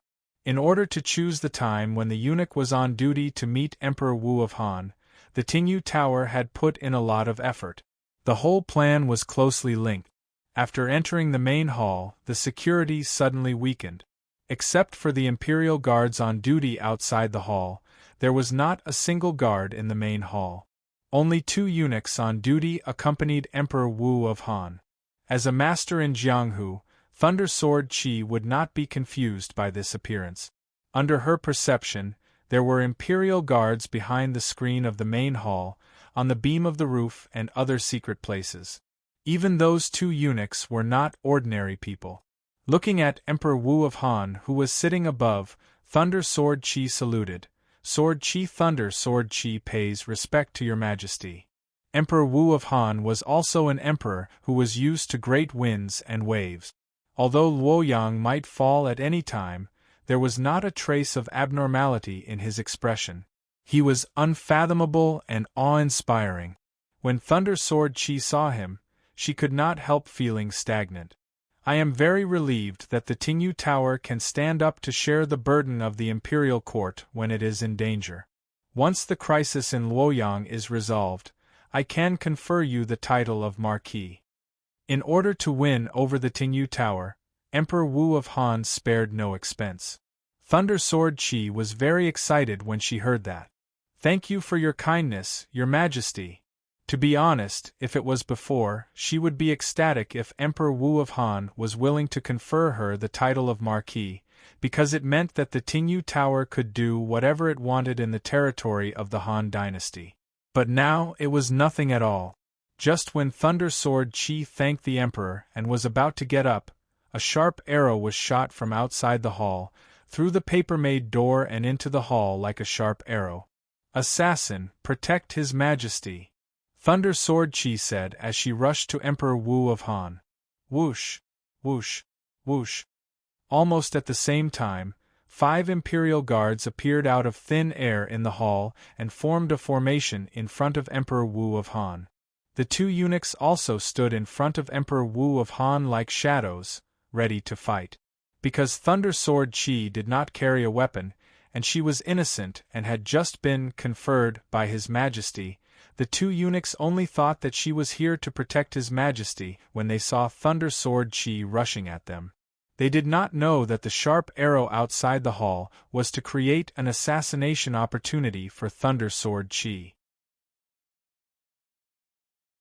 Chapter 1187. The Imperial Guard who had shot the arrow did not even have time to fight back before he was captured by the surrounding Imperial Guard. Without a doubt, he was also a pawn, a spy that the Mountain Sea Guards had planted in the great Han dynasty's palace. Looking inside the palace, in the blink of an eye, Sword Chi Thunder had reached the 2 eunuchs. The Chengying sword in his hand flashed in the air. Before the 2 eunuchs could react, their throats were slit by the invisible sword, and they died on the spot. As a top-notch swordsman, Sword Chi Thunder was known for his speed. Coupled with a divine weapon like the Chengying sword, he could kill without leaving a trace. Blood splattered in the air. Emperor Wu of Han, who had been sitting calmly on the throne, was shocked and shouted, "Protect the Emperor! Protect the Emperor!" The Imperial guards heard him, and immediately turned around. They saw the 2 eunuchs lying on the ground, bleeding profusely. They were dead. The mutant who was protecting the Emperor held a sword in his right hand and attacked the Emperor without a sword. Damn it, we've been tricked! The Imperial Guard was not a fool. He immediately understood that this was a meticulously planned assassination. Without a second thought, he turned around and charged toward the Sword Chi Thunderclap. Unfortunately, it was too late. Sword Chi Thunder knew that the opportunity was gone. After killing the 2 eunuchs, he did not stop. He took a step forward and instantly appeared in front of Emperor Wu of Han. The Chengying sword pierced out like lightning. With just one strike, he accurately pierced Emperor Wu's heart. Emperor Wu of Han wanted to dodge, But everything happened too fast and the tringing sword could not be seen. There was no way to dodge or retreat. The only thing that awaited him was death. Sword Chi Thunder used his true yuan and the tringing sword shook, shattering Emperor Wu's heart. A genius had fallen just like that. In just a short while, 5 Imperial Guards had already arrived, blocking all of Sword Chi Thunder's escape routes. At the entrance of the palace, hundreds of Imperial Guards rushed in like a tide, determined to capture the assassin. Sword Chi Lei Yin did not panic in the slightest. He did not even turn his head. The tringing sword turned around and blocked all the incoming attacks. Then, he lowered his body and turned around. The tringing sword once again flashed with a cold light. Clang! Clang! The weapons of the inner Forbidden Guards were naturally of the highest quality. However, in front of a divine weapon that had the support of inner force, they were like bamboo poles that were sliced apart by the shadow-bearing sword. Seeing this, even someone as calm as the Imperial Guard could not help but be stunned. Furthermore, when the Sword Chi Thunderclap turned around, it revealed that Emperor Wu of Han, who was sitting on the throne, had already collapsed to the ground. His chest was covered in blood, and he was not even able to make a sound. When the Imperial Guard saw this, they couldn't help but feel a chill in their hearts. Some of their faces had already turned deathly pale. If His Majesty were to die, they didn't need to think to know what would happen to them. Seeing this, an Imperial Guard stepped forward to check on the Emperor's injuries. The rest of the Imperial Guards chased after the thunderous Sword Chi with all their might. The only way to atone for their crimes was to capture the assassin. Otherwise, as an Imperial Guard, even dying 100 times wouldn't be enough. Thunder Sword Chi swept his gaze across the hall, only to see that it was filled with Imperial Guards. It was impossible for him to charge out of the hall. Furthermore, if he were to fall into a chaotic battle, he would only attract more and more Imperial Guards.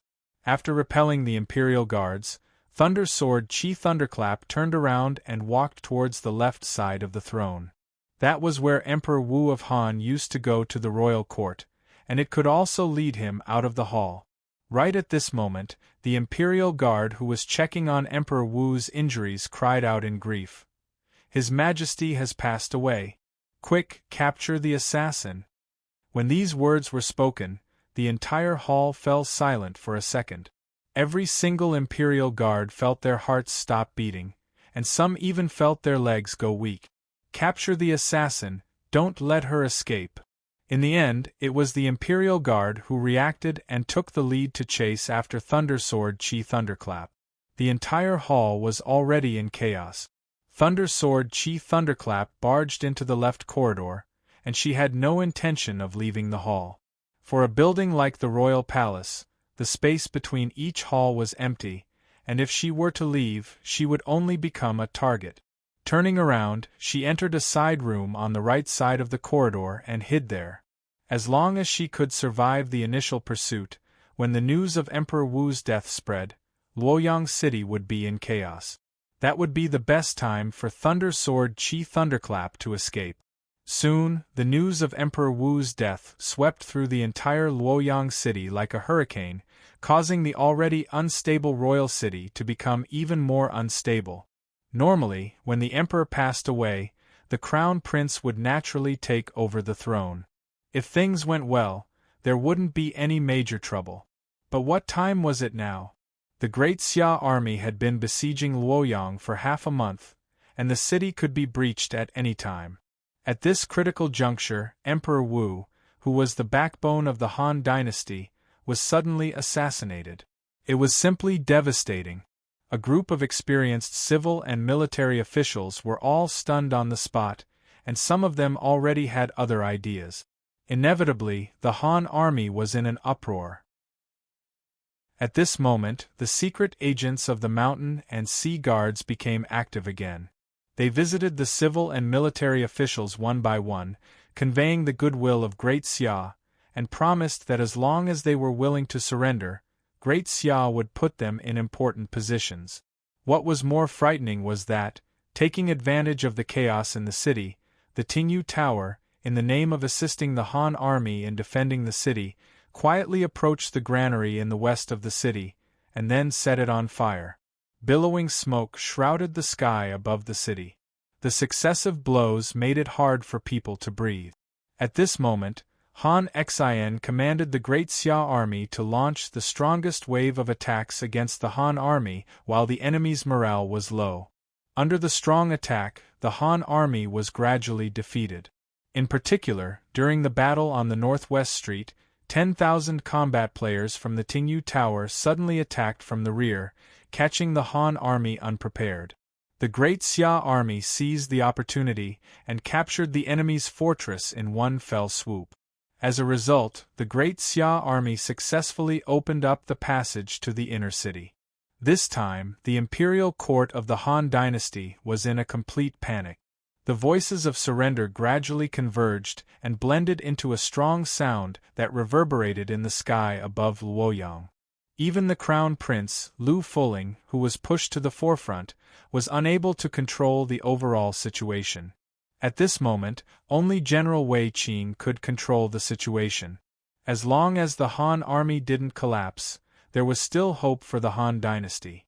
The civil and military officials wouldn't dare to act rashly before the situation was clear. The problem was, could the Han army still hold on under the fierce attack of the Great Xia army? In a certain street fortress in the west of Luoyang, when the news of the emperor's death came, even the strong Wei Qing couldn't help but tremble. To Wei Qing, Emperor Wu of Han was like a huge mountain. Once the mountain collapsed, it would naturally cause the world to collapse. The next few pieces of bad news couldn't move Wei Qing anymore. Wei Qing only cared about one question. How did His Majesty die? Who is the assassin? Has he been executed? It was the head of the Tingyu Tower. His sword energy was thunderous. The Imperial Guards are still searching and haven't found the whereabouts of the assassin, a guard reported. Wei Qing's eyes flickered coldly. The traitor of the Tingyu Tower. Guards. Here. Bring a team of men and immediately seal off the headquarters of the Tingyu Tower. Leave no one alive. Yes, sir. Wei Qing rarely dealt such a fatal blow, but this time, he was really angry. Regardless of whether Luoyang could be defended or not, he had to make the Tingyu Tower pay the price in blood. Unfortunately, Wei Qing was still one step too late. When they decided to assassinate Emperor Wu of Han, the Tingyu Tower had expected such a day to come. Apart from the 10,000 combat players, the rest of the guild members had already quietly hidden. The vast Luoyang was currently in a state of chaos. As the local tyrant of Luoyang, it would be extremely difficult for the Han army to find the members of the Tingyu Tower if they wanted to hide. As for the headquarters of the Tingyu Tower, it had long been empty. After the 10,000 combat players cooperated with the Great Xia army to take down the fortress, they naturally joined the Great Xia army and were safe. Speaking of which, the Tingyu Tower had put in a lot of effort to cooperate with the Great Xia army. This was not only the will of the Tingyu Tower, but also the will of the entire guild. They realized that this was the last chance of the Tingyu Tower. If they missed this opportunity, the Tingyu Tower would probably become a second-rate or even a third-rate guild in the future. The key was time. At present, the great Han Empire was suffering from internal and external aggression, and the Han army had no time to conduct a full search. That would only aggravate the turmoil in Luoyang and be of no help. After knowing such an outcome, Wei Qing was so angry that he wanted to kill someone. Needless to say, all of this was definitely a trick of Great Xia, and their goal was to quickly take down Luoyang. Wei Qing looked around at the Han soldiers who were still fighting. They all had worried expressions on their faces. Some were worried about the future of the great Han Empire, while others were worried about their own futures. The only thing they didn't have was an unyielding fighting spirit. This was because the existence that they were fighting for was no longer in this world. The granary had been burned, and their retreat route had been cut off. The Han soldiers had to think for themselves and their families. If they stubbornly resisted and angered Great Xia, Everything would be over if they massacred the entire city. Seeing this, Wei Qing only felt sorrow, a heavy sorrow. Not long ago, when did the all-powerful cavalry of the great Han Empire fall to such a state? Was this wilderness a new battlefield or a graveyard for the Han army? Chapter 1188. Wei Qing was unwilling to be captured, but it was all in vain. Over the next 3 days, the great Xia army attacked fiercely using the broken fortress as a breakthrough point. Soon, they would reach the foot of the imperial city. Over the next 2 days, the Han army was obviously unwilling to put up too much resistance. They would often raise their hands and surrender halfway through the battle. This was beyond Wei Qing's control. At this stage, no one could change the fate of the great Han army. At this moment, the Grand Council of Great Xia and the Commander-in-Chief of the Southeast War Zone, Han Exhilarating, represented the Great Xia Imperial Court and issued a final announcement to the Great Han to surrender. Great Han has 2 days to surrender to Great Xia. Emperor Xia is benevolent and promises to protect the royal family. Otherwise, if they continue to resist stubbornly, the Lu family will be completely wiped out. Once the announcement was made, not only was the imperial court shaken, but even Crown Prince Lu Fuling could not sit still. If he could not protect the Lu family, he would be a sinner of the great Han. He had no choice but to face his ancestors without any hesitation. The next day, Lu Fuling expressed his willingness to surrender. Wei Qing saw this and was powerless to stop it. On the 28th of the 7th month, the Han army completely surrendered. Han Exhilarating led the great Xia army and quickly took over Luoyang, guarding the important passes and the remaining granaries. The Battle of Luoyang came to an end. Just as the great Xia army was busy taking over Luoyang, there was a shocking piece of news. After General Wei Qing returned to his residence, he committed suicide in the secret chamber. Apart from Wei Qing, Zhang Qian and Sima Qian also committed suicide in their own residences, vowing not to surrender. They were buried together with Emperor Wu of Han, and also together with the Han dynasty. It was truly a pity. The most outstanding talents always withered in their best years. After learning of Wei Qing's suicide, Ouyang Shua, who was overseeing Shanghai City, was speechless for a long time. This was his most valued general, but he chose such a method to defend the last glory of the Han army. After a long time, Ouyang Shua ordered, "Bury Wei Qing." Wei Qing's suicide caused a huge uproar in the Han army. Upon receiving the news, more than 100 soldiers committed suicide in the barracks on the same day to follow Wei Qing. The Han family's spirit had never withered. Gaia Year 6, 1st of August, Luoyang. Since early in the morning, the great Xia army had imposed martial law on the public square where the transmission array was located. The entire capital was sealed off, and unauthorized people were not allowed to enter. On the square, Han Exhilarating led a group of generals and stood on the left, while the great Han dynasty's crown prince, Lu Fuling, led a group of civil and military officials and stood on the right, waiting for Ouyang Shua's arrival. In the crowd, there was also the thunderous sword Qi of the head of the rain-savoring tower. At 9 o'clock in the morning, Ouyang Shua brought the cabinet chief Jiang Shang, the chamberlain of Chamberlain Zhang Yi, and other ministers under the protection of the divine martial guards to Luoyang City to formally accept the great Han dynasty's surrender. "Welcome, Your Majesty." As soon as Ouyang Shua appeared, the people on both sides simultaneously saluted him. Under Zhang Yi's lead, the former crown prince of the great Han, Lu Fuling, dressed in plain clothes, presented the great Han imperial seal and the letter of credence. Ouyang Shua accepted it and gestured for Jiang Shang to announce the decree. Jiang Shang understood and took out the edict he had prepared earlier. Lu Fuling received the edict. Lu Fuling bowed once more when he saw this. This sinner, Lu Fuling, receives the decree. When he said this, a trace of humiliation flashed in Lu Fuling's eyes. In the blink of an eye, he changed from a crown prince to a prisoner. Nothing could be more changeable than this. By the decree of Emperor Xia, the former crown prince of the Great Han Dynasty, Lu Fuling is the king of Han, and the former crown prince's wife, Shangguan, is the princess of Han. The crown prince's mansion will be changed to the king of Han's mansion. You are not allowed to leave Luoyang City without the order. You are not allowed to make friends with the court officials, and you are not allowed to raise soldiers. Thank you, Your Majesty. Respectfully receiving the imperial edict, Lu Fuling could not hide the shock in his eyes. Although the conferred king of Han had neither fief nor real power, and was just an idle king, no matter what, this was the first conferred king of a different surname in the Great Xia dynasty, which was already a very great honor. Before, Lu Fuling just wanted to preserve the Lu bloodline, but he did not expect that there would be such a conferment. Not only Lu Fuling, but even the group of former Great Han Dynasty's civil and military officials behind him also showed a commotion. Obviously, they were surprised by the Great Xia Dynasty's kindness.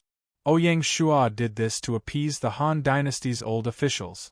The old officials that he was referring to were not only Lu Fuling's father, Sima Xiangru, and Dong Zhongshu, but also Xiao He, Hua Tsubing, and other former subordinates of the Great Han Dynasty. Treating the descendants of Lu Bang well would obviously win the hearts of the people, and it would also show Ouyang Shua's imperial magnanimity. Moreover, with the Han royal family's example, if the other dynasties surrendered to the Great Xia dynasty, they would also do the same. This was very beneficial to the Great Xia dynasty's future strategy. After a simple ceremony, Ouyang Shua was welcomed to a mansion in the city. He did not live in the Great Han Palace. In fact, the Great Han Palace was about to be demolished and the governor's office would be built on its original site. It was necessary to erase the traces of the Great Han Dynasty in Luoyang. After settling down, Jiang Shang represented Ouyang Shua to appease the group of civil and military officials. Ouyang Shua only saw two people, one was Han Xian, and the other was Sword Qi Leiyin. When he saw Han Xian, he naturally wanted to understand the frontline reports. Aside from taking over Luoyang, Han Xian also did two things. The first was to imprison over 100,000 Han prisoners of war and wait for the Privy Council to reorganize them. The second was to send troops to take over other cities. In the next few days, the cabinet would arrange for officials to rush to the Central Plains province. How long can the army's provisions last? Ouyang Shua asked. Han Xian knew that this was the main point of the king's question, so he did not dare to hide it. Although we've taken over Luoyang and saved more than half of the food from the burned granaries, it can only last for 20 days at most. Ouyang Shua fell silent. He pondered for a moment and said, "What if we forcibly levy grain in the counties?" According to the system, the Central Plains province was already under the rule of the Great Xia dynasty. Apart from paying agricultural taxes, the people did not have to hand over any additional provisions. Forcibly levying grain was only suitable during times of war, and it was easy to lose the hearts of the people. Especially if they forcibly levied grain right after taking over the Central Plains province, it would put the governor's office in a difficult position in the future. Ouyang Shua did not want to do that, but the Central Plains was currently in flames. After taking over the Great Han dynasty, the Great Xia could not stay where it was and had to attack again. Extraordinary times called for extraordinary measures. Han Xian did not hesitate when he heard this and replied, "If we really disregard the cost of levying grain, then with the wealth of the Central Plains province, its potential is extremely huge. It won't be a problem for it to last for 2 to 3 months. Then let's levy it." Ouyang Shua decided. Yes. Han Xian's eyes lit up as he vaguely saw through the king's intentions. Logically speaking, after taking down the Dark Han dynasty, the Leopard army would switch from offense to defense according to the imperial court's established strategy and help the imperial court defend the Central Plains province. But now, the king was in a hurry to levy grain. Obviously, he had other ideas. Han Xian was unwilling to continue investigating this matter and only accepted the order. What he had to do was to take down the entire Central Plains province as soon as possible and allow the Leopard Army to recover its peak strength. He had a premonition that the war in the Central Plains had just begun. Chapter 1189. After sending away Han Xian, Ouyang Shua met Thunder of Sword Energy alone. To be honest, Ouyang Shua didn't expect that Tingyu Tower would fight so hard. Not to mention the assassination in the palace, just the attack of 10,000 adventurer players made a great contribution on the battlefield. For this, Tingyu Tower also paid a heavy price. Not to mention the headquarters was burned to the ground, the industries in Luoyang were also destroyed by Wei Qing's order, and more than 1,000 players died. Thunder of Sword Energy's decisiveness made Ouyang Shua look at it in a new light. With the capture of Luoyang, the harvest of the Rain Listening Building was absolutely worth it. Ouyang Shua gave Thunder Sword Energy two choices: stay in Luoyang or move to Shanghai City. Both are acceptable. If it stayed in Luoyang, Tingyu Tower's destroyed industries would be rebuilt by the governor's office of the Central Plains province, and there would even be relevant compensation. They would never let Tingyu Tower suffer losses. Ouyang Shua had decided to appoint his father Yan as the first governor of the Central Plains province, and try to use the Han dynasty's old officials as much as possible. Speaking of his father Yan, he was also a famous minister of the Western Han dynasty. He was born in a poor family and learned the art of crossing in his early years. Later, he learned the Book of Changes, the Spring and Autumn Annals, and the 100 Schools of Thought.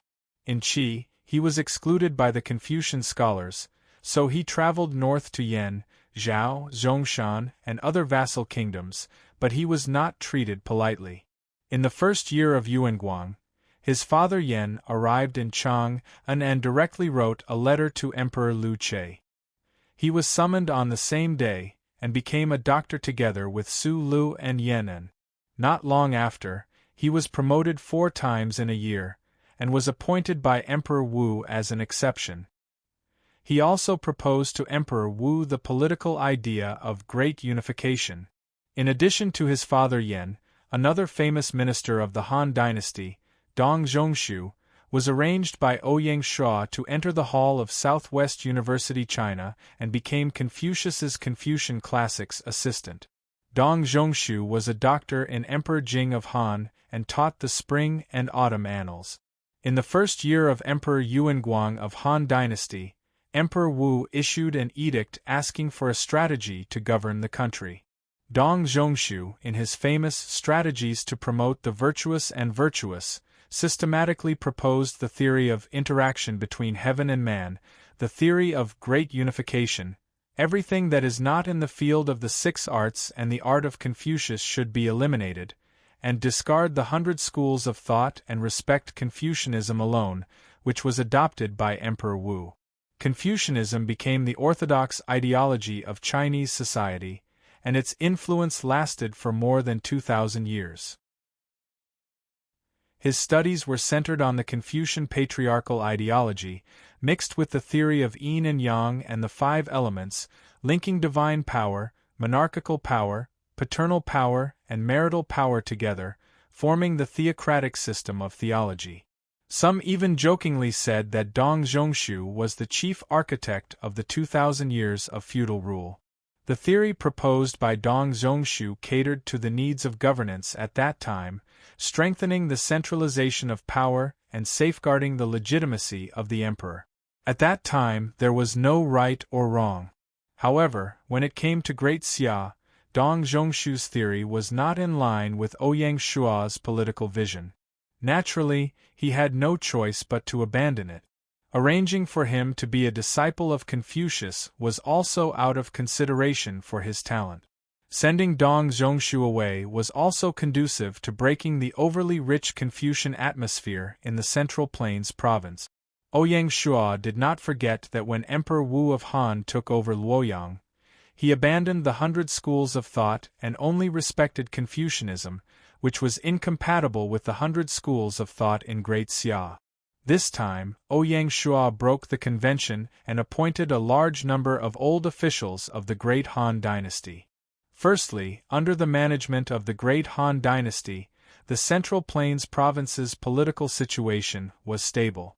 The sea was clear and the rivers were peaceful. The county magistrates were mainly Han officials, so there was no problem of them being unqualified. Secondly, it was to stabilize the people's hearts and not to cause turmoil. The war in the Central Plains had just begun. What Ouyang Shua needed was a stable Central Plains province. Therefore, it was not appropriate to cause turmoil at this time and replace the officials wantonly, which would cause panic among the people. Moreover, the army also needed the cooperation of these local officials when collecting food. If he really wanted to sort out the Central Plains officialdom, he could wait until the year-end assessment. According to the assessment results of the Administrative Bureau of Personnel, then he could make adjustments. Presumably, by that time, everything would have been settled. If the Tingyu Tower chose to move to Shanghai City, the treatment would naturally be the same as the Baleful Blood Mercenary Group and other super guilds. Based on the loss of Luoyang, there would also be additional compensation. Hearing that she could stay in Luoyang, Thunderous Sword was a little tempted. After all, Luoyang was the headquarters of the Tingyu Tower. It had been operating for several years and was deeply rooted here. Moreover, there were no other competitors. It was very easy to achieve a monopoly. Thinking of this, the temptation was too great. Fortunately, Thunderous Sword was not a short-sighted person. She immediately realized that in the situation where all the guilds that settled in Great Xia set their headquarters in Shanghai City, the Tingyu Tower would definitely be an exception if it stayed in Luoyang. Since it was an exception, it would naturally not be accepted by this circle. More importantly, Thunderous Sword had already found out that in Shanghai City, the reorganization of Great Xia's guilds had already entered the fast lane. The two were speeding up the integration, and a large number of adventurer players were recruited to serve in the army. A new guild survival model was taking shape, and Thunderous Sword did not want to fall behind. "I choose Shanghai City," Sword Chi Lei-in answered with decisiveness. "Smart." Ouyang Shua smiled and took the initiative to extend his hand. "Then, let's have a pleasant cooperation." "Let's have a pleasant cooperation." Thunderous Sword also smiled brightly. The Tingyu Tower was finally going to be revitalized. For the next few days, Ouyang Shua stayed in Luoyang. He attended the funerals of Emperor Wu of Han, Wei Qing, and the others, received the old ministers of the Han dynasty, received the representatives of the guilds and chambers of commerce stationed in Luoyang, and appeared to appease the people. Things happened one after another, and it was difficult for him to rest. When he searched the treasury of the Great Han Dynasty, he also found 2 teleportation talismans. Ouyang Shua used one of them in Hawaii County and officially opened the teleportation formation there, so that it would not be isolated overseas. The remaining teleportation talisman was temporarily kept.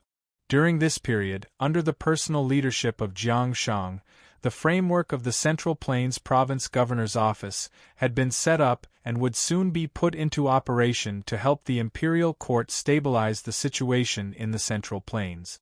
Under the Leopard Troops' full-speed sweep, the entire Central Plains province had been conquered. In the process, the Leopard Troop was still making use of the time to gather provisions and prepare for the next battle. Ouyang Shua admired Han Xian's fighting spirit very much. What made Ouyang Shua even more gratified was that in August, the heavy rain that lasted for more than half a month finally stopped. The long-awaited sunlight shone on the earth again, and people everywhere went out in unison to try their best to harvest as much food as possible that was about to rot in the fields. This was also beneficial for the war in the Central Plains. In another 2 days, when the situation in Luoyang had stabilized, Ouyang Shua prepared to go to fallen Phoenix City and cheer for the Great Jin dynasty as an ally. At present, the war between the Great Zhou and the Great Jin had entered a critical period. Under the relentless pursuit of the Great Zhou, the Great Jin was beaten back step by step. Just yesterday, the vanguard of the Great Zhou Imperial Army had already appeared on the outskirts of fallen Phoenix City, which meant that the war would soon change from an all-out confrontation to the most difficult and tragic siege battle. Once fallen Phoenix City was lost, the Great Jin would be destroyed. As a staunch ally of the Great Jin dynasty and the leader of the Mountain and Sea Alliance, the Great Xia dynasty did not directly assist the Great Jin during this period, and even asked the Great Jin to provide provisions for the Leopard troop. This inevitably caused the Great Jin dynasty to suspect that they had been abandoned by the Great Xia dynasty. One could imagine the pressure that Feng Qiuhuang was facing. Under such circumstances, if Ouyang Shuo appeared in fallen Phoenix City, the situation would immediately be different. August 2nd, night, Luoyang City.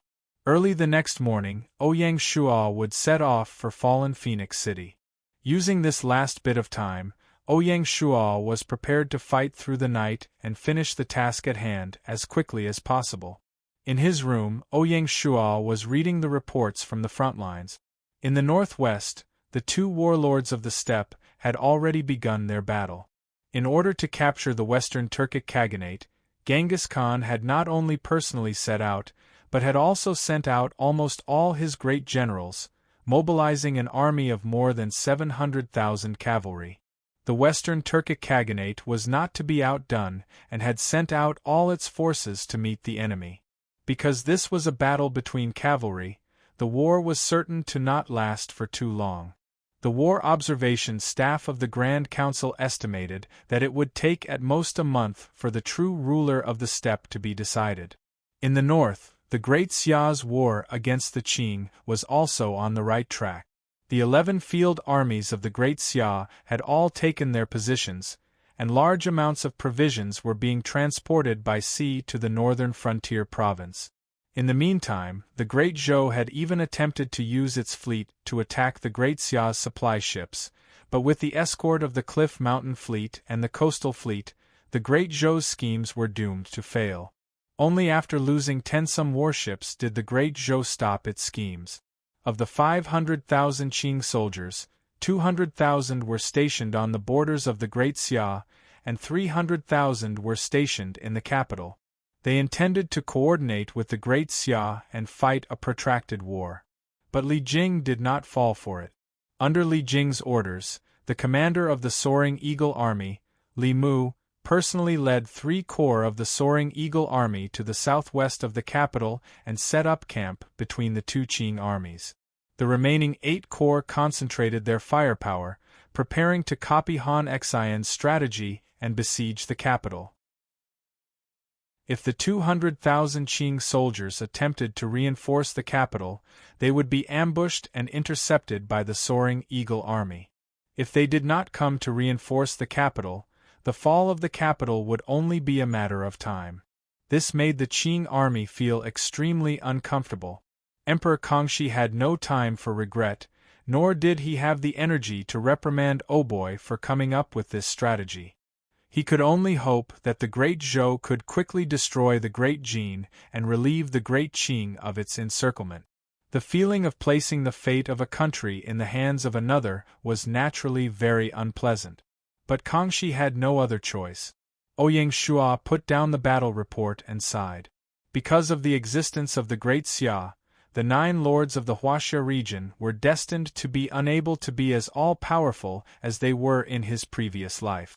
Just as Ouyang Shuo was about to rest, there was a sudden hurried knock on the door. Chapter 1190. It was August 2nd, 4 p.m. in the afternoon. Luofeng City Palace. In the quiet imperial study, Great Jin's queen, Feng Qiuhuang, was reading through memorials. The front line was in a tight spot, and Feng Qiuhuang wasn't familiar with military affairs. All she could do was sit in the capital, stabilize the people, and ensure the logistics of the army.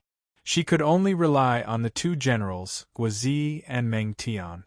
Guizi was currently leading the Blazing Flame Army to defend against the Great Zhou Army, while Meng Tian was leading the Imperial Guards to guard the capital, the last line of defense for the Great Jin dynasty. As the front line was in a tight spot, the rations were frequently harassed by the Great Zhou Army. Guizi was leading the Blazing Flame Army to retreat towards the capital, preparing to join up with the Imperial Guards to defend the city. Emperor Kangxi was looking forward to the Great Zhou Army destroying the Great Jin dynasty, while Feng Qihuang was looking forward to the Great Xia destroying the Great Qing dynasty. Although the two of them weren't related, they could sympathize with each other. This was the wilderness. Only the strong could control their fate, while the weak could only submit to fate. Although Feng Qihuang had always been unwilling to admit that she was a weakling in the wilderness, without the direct reinforcements from Great Xia, the Great Jin Empire was forced to retreat step by step without any means to retaliate. This made Feng Qihuang realize that the Great Jin Empire wasn't considered an expert in this wilderness arena where heroes fought for supremacy. A huge wave could destroy the Great Jin dynasty. This further strengthened Feng Qihuang's determination. If the Great Jin dynasty could survive this calamity, Feng Qihuang was prepared to submit to Great Xia and learn from Bai Hua and the rest. There was no room for her to dance alone in the wilderness. Seeing that Great Xia had revealed its ambition to unify China, Ouyang Shuo was willing to save Great Jin once, but he couldn't send reinforcements every time without asking for anything in return. Even if Ouyang Shuo was willing, the civil and military officials of Great Xia wouldn't be willing. Submitting to Great Xia was the best choice. Thinking of this, a trace of melancholy flashed between Feng Qihuang's brows. The day before yesterday, when Feng Qihuang expressed his intention to submit to the Xia kingdom for the first time in a clan meeting, he was met with a wave of opposition. Why? Feng Qihuang was puzzled. From Feng Qihuang's point of view, she would suffer the greatest loss if she submitted to Great Xia. However, the Feng family would be able to put down their pressure and enjoy a comfortable life, so they should be more than happy. Take Bai Hua as an example. Back then, Bai Hua led Lingxi City to submit to Great Xia. In a short span of 2 years, he rose to the illustrious position of Southern Borders Protector General. His power and status were comparable to the current Feng Qihuang. The White Birch family also benefited, becoming a prominent family in the Huaxia region. It wasn't that Feng Qihuang was arrogant, but with her abilities and the wealth of the Great Jin dynasty, her future achievements wouldn't be any weaker than Bai Hua's after she submitted to Great Xia.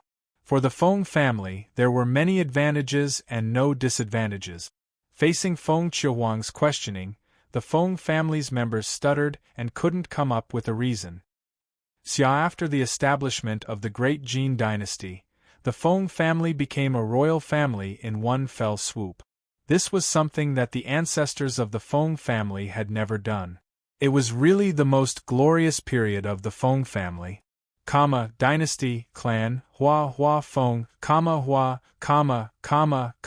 dynasty, Xia Jin dynasty and said. Dynasty, clan, Jin, Feng, and Jin Feng, said, Xia Will, Xia Ming Jin, Xia, Feng Yang clan.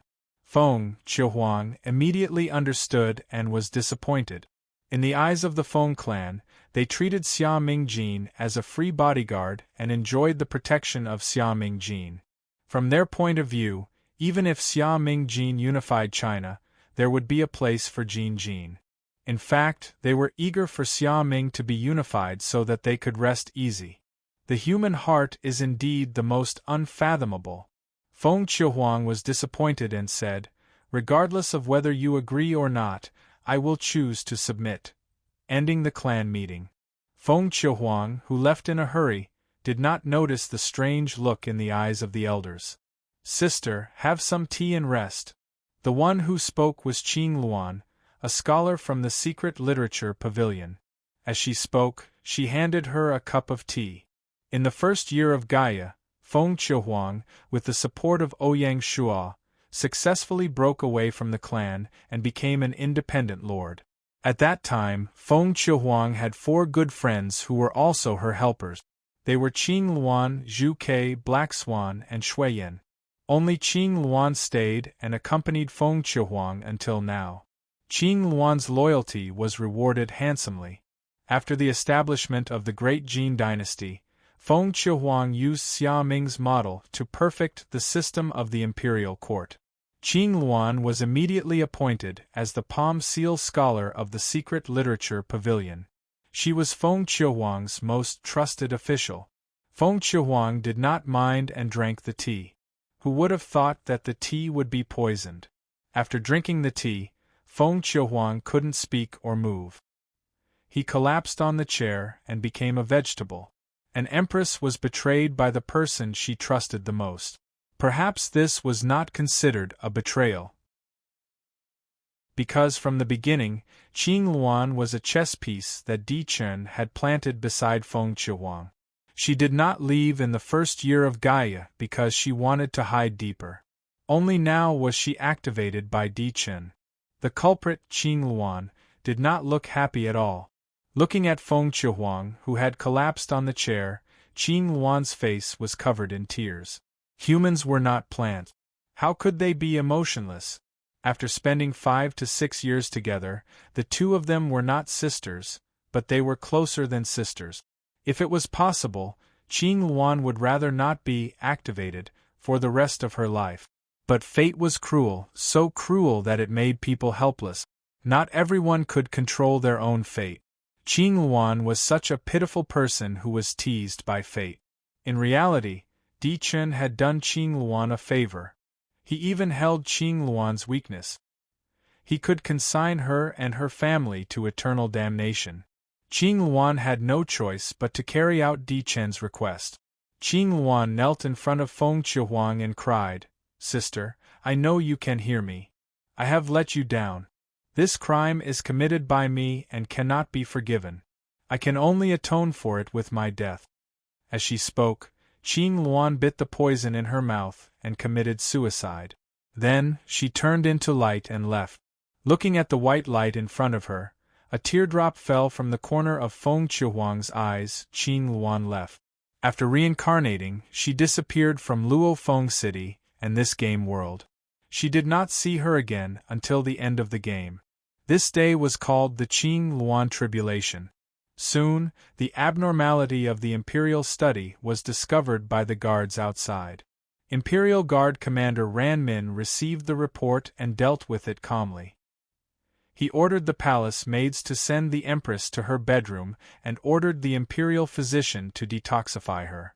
At the same time, he informed the ministers and members of the royal family to enter the palace to discuss how to deal with the situation. The front line was in an intense battle. If the news of the Empress being poisoned were to spread, who knew what kind of uproar it would cause? Ran Min was very responsible. He quietly sealed the palace, trying to make it look loose on the outside but tight on the inside. Bedroom, outer hall. Great Jin's Prime Minister Meng Yi and the 3 core members of the Feng family gathered together to discuss how to deal with the aftermath. Unlike Great Xia, which had a large number of civil officials, Great Jin had limited civil officials.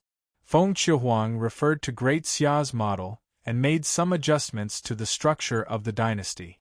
The biggest change was not to set up a cabinet, but a prime minister. As the only civil official in Great Jin, Meng Yi was naturally the best candidate for prime minister. Other than that, the Feng family also held positions in Great Jin's imperial court. They were a force to be reckoned with. Feng Qiuhuang, who was born in an aristocratic family, was subconsciously used to ruling the country. The atmosphere in the outer hall was a little gloomy. Just now, Great Jin's 3 best imperial physicians had examined the Empress one by one, but none of them had a clue. They said that the poison was strange, but it had a special characteristic, which was that it could be cured without being attacked. As long as she recuperated for a week, the poison would be cured. But what time was it now? The enemy was about to arrive. If the Empress did not wake up for a week, It would be strange if nothing happened. Perhaps before the Empress woke up, Great Jean would already be gone. Therefore, they had to think of another way. Actually, it was not difficult to cure the poison. As long as they gave Feng Qiuhuang a substitute doll and killed Feng Qiuhuang, the poison would be cured after she reincarnated. The problem was that killing Feng Qiuhuang was equivalent to regicide. Other than the members of the royal family, no one else would dare to do it. That was the strange part. The people of the Feng family would rather wait than take this risk. Feng Qiuhuang's brother, Great Jin's first-rank marquis, Feng Tianlai, said, "Death is a taboo, not to mention the death of the Empress. In my opinion, we should wait for a week. As for the matters of the imperial court, the Empress is not around, but the royal family is. We can handle it on her behalf." Could it be that the imperial court will not function if the Empress is not around for a week?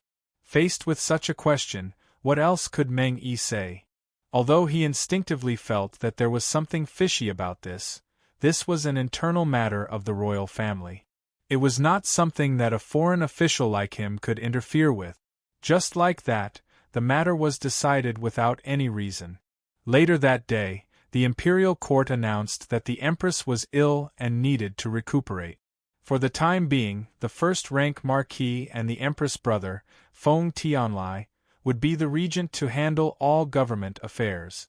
The first thing Feng Tianlai did after becoming the regent was to close the teleportation array in Luofeng City. The secret agents of the Mountain Sea Guards stationed in Luofeng City only realized that something was amiss after the announcement. They did not dare to delay and immediately reported it to the headquarters. Luoyang City, another courtyard. After Ouyang Shua read the urgent report from the Mountain Sea Guards, his face was frighteningly gloomy. Before Ouyang Shua could react, Feng Tianlai actually took the initiative to call Ouyang Shua that night. Chapter 1191. What's going on? Ouyang Shua looked at Feng Tianlai in the video with a gloomy expression. He never had a good impression of a good-for-nothing like Feng Tianlai, nor did he have to be nice to him. Although Feng Tianlai felt indignant, he didn't dare to show it on his face. He only said, "Feng Wu was poisoned by that slut Qingluan and is still in a coma. I have the final say in the Great Jin dynasty." When he said the last sentence, Feng Tianlai finally felt his confidence rise. Ouyang Shua's eyes narrowed as he had already guessed correctly. He reprimanded, "How shameless! The Great Jin dynasty is currently in a precarious situation, and you actually took advantage of it to kidnap Sister Wang. What, are you trying to coerce the emperor to order your vassals? Don't slander me." Feng Tianlia's scalp went numb from Ouyang Shua's gaze. Ouyang Shua shook his head in amusement. He didn't want to waste any more time with these people. He asked directly, "Speak, what do you want?" When Feng Tianlai saw this, he calmed himself down and no longer pretended. He said his true intentions, "I want a promise." "What promise?" "Promise that Great Xia will protect the Great Jin dynasty forever. Furthermore, we must not annex the Great Jin dynasty and sign an electronic contract." The moment they knew that Feng Qiuhuang was poisoned, the Feng clan, who had been scheming their entire lives, sensed that this was a rare opportunity to continue the Feng clan's royal bloodline. They knew Feng Qiuhuang's temperament well. Once she decided to submit to Great Xia, it was impossible to change. The only breakthrough point was to make Ouyang Shua promise not to annex the Great Jin dynasty. This way their goal would be achieved. This is called saving the country in a roundabout way. The elder said. Feng Tianlai followed up, "You also don't want the Great Zhou dynasty to destroy the Great Jin dynasty, right? Once the Great Zhou dynasty succeeds, your military operation in the north will have to stop halfway.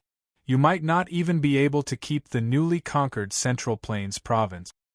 If you want us to resist the Great Zhou dynasty, then show us your sincerity. We don't want to be attacked by a tiger at the front door and a wolf at the back." Once a person became shameless, they would truly be invincible.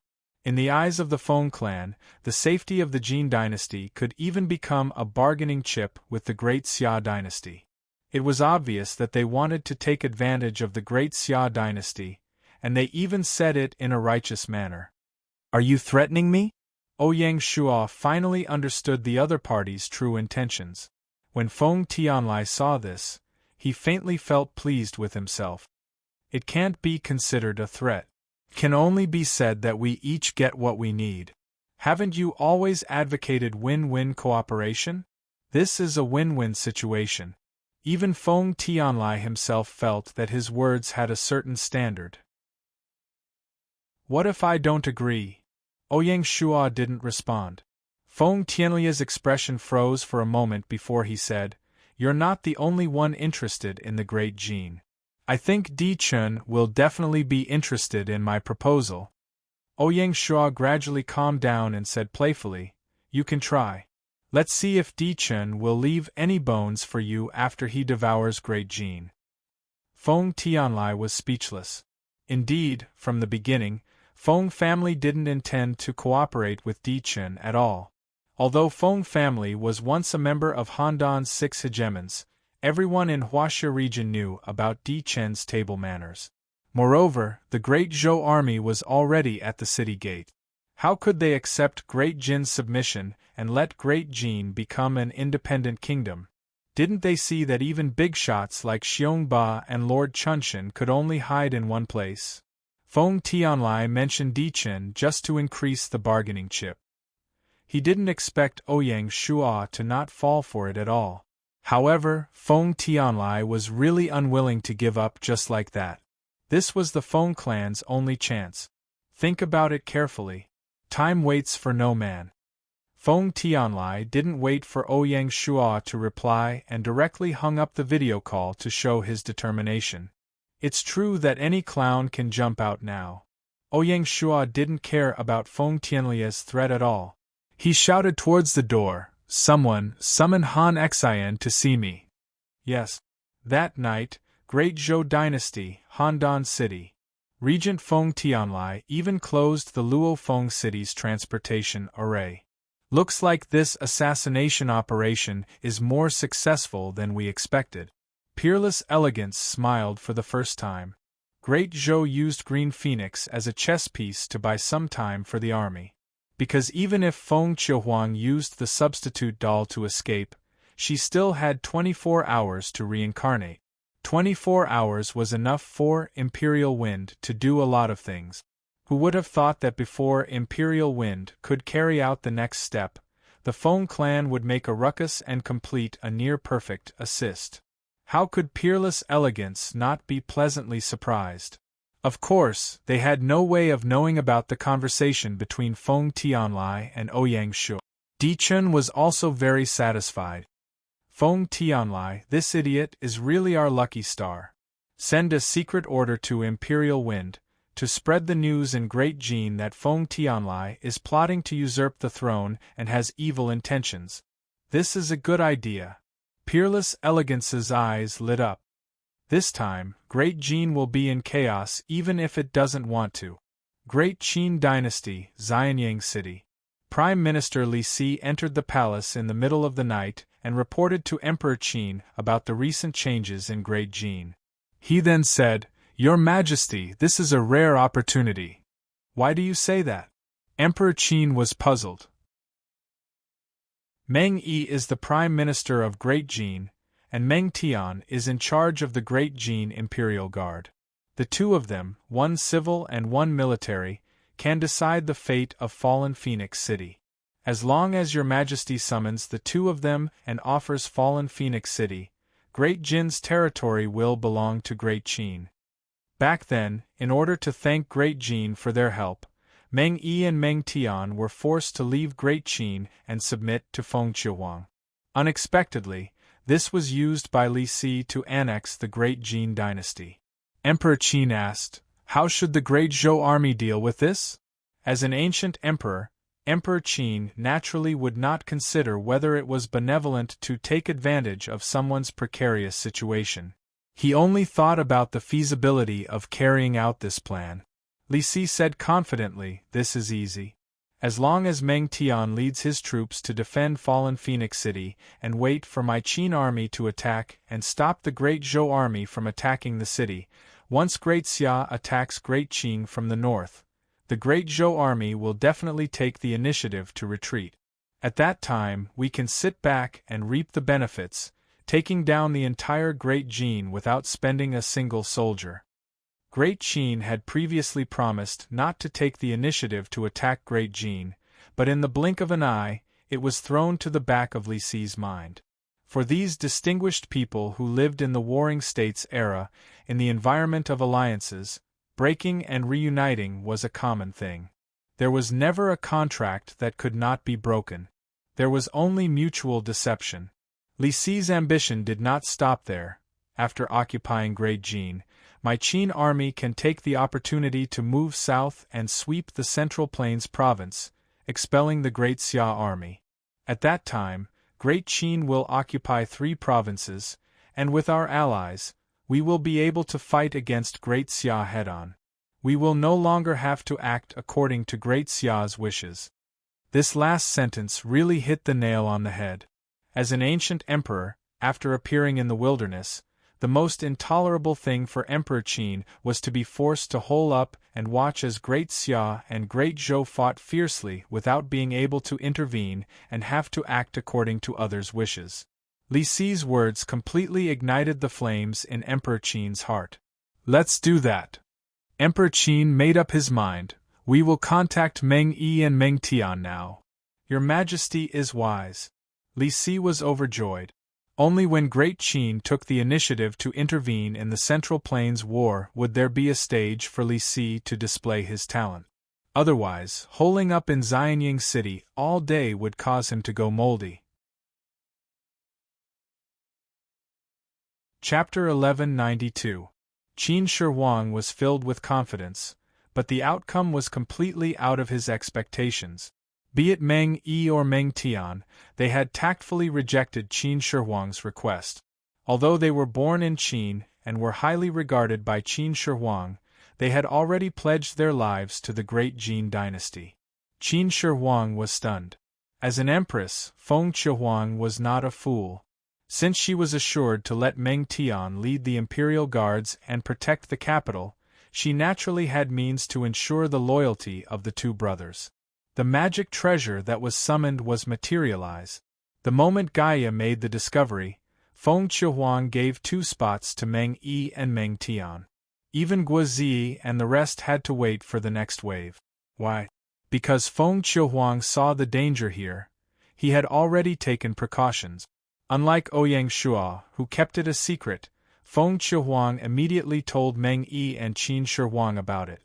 With such kindness, how could the 2 of them not be dead set on serving Qin Shi Huang? The pitiful Qin Shi Huang still did not know how inferior they were compared to lords. It was a pity that Li Si's plan failed before it could be implemented. Without Meng Yi and Meng Tian's cooperation, the Qin army would not dare to intervene in the great Jin dynasty's battlefield. At that time, not to mention expansion, it would be hard to say if they could even protect their base. Luoyang City Villa. Ouyang Shua summoned Han Xian overnight to get the Leopard army to prepare for battle. The Feng family's courting death made Ouyang Shua realize that to solve the great Jin dynasty's problem, it was not as simple as besieging Wei to rescue Zhao. Feng Tianlia's threat was reasonable. If the Feng family were to court death and drag the great Jin dynasty into the abyss of death, it would affect the entire Central Plains. If Great Xia did not adjust their tactics, the future would be ugly. Ouyang Shua had reason to believe that Great Zhou was not the only country eyeing the Central Plains.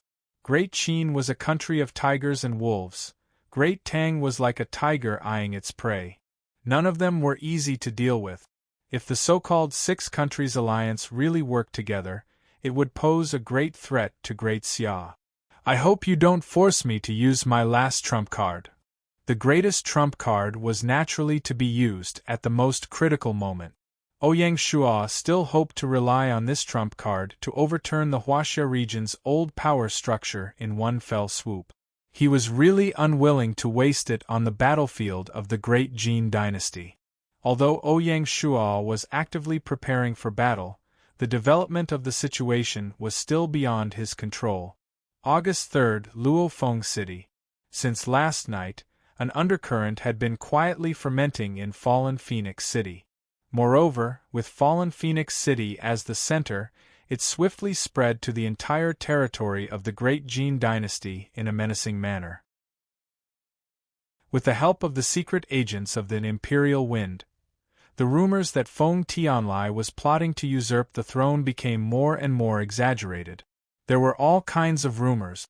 Feng Tianlai placing the Empress under house arrest and seizing the imperial power became the core of the rumors.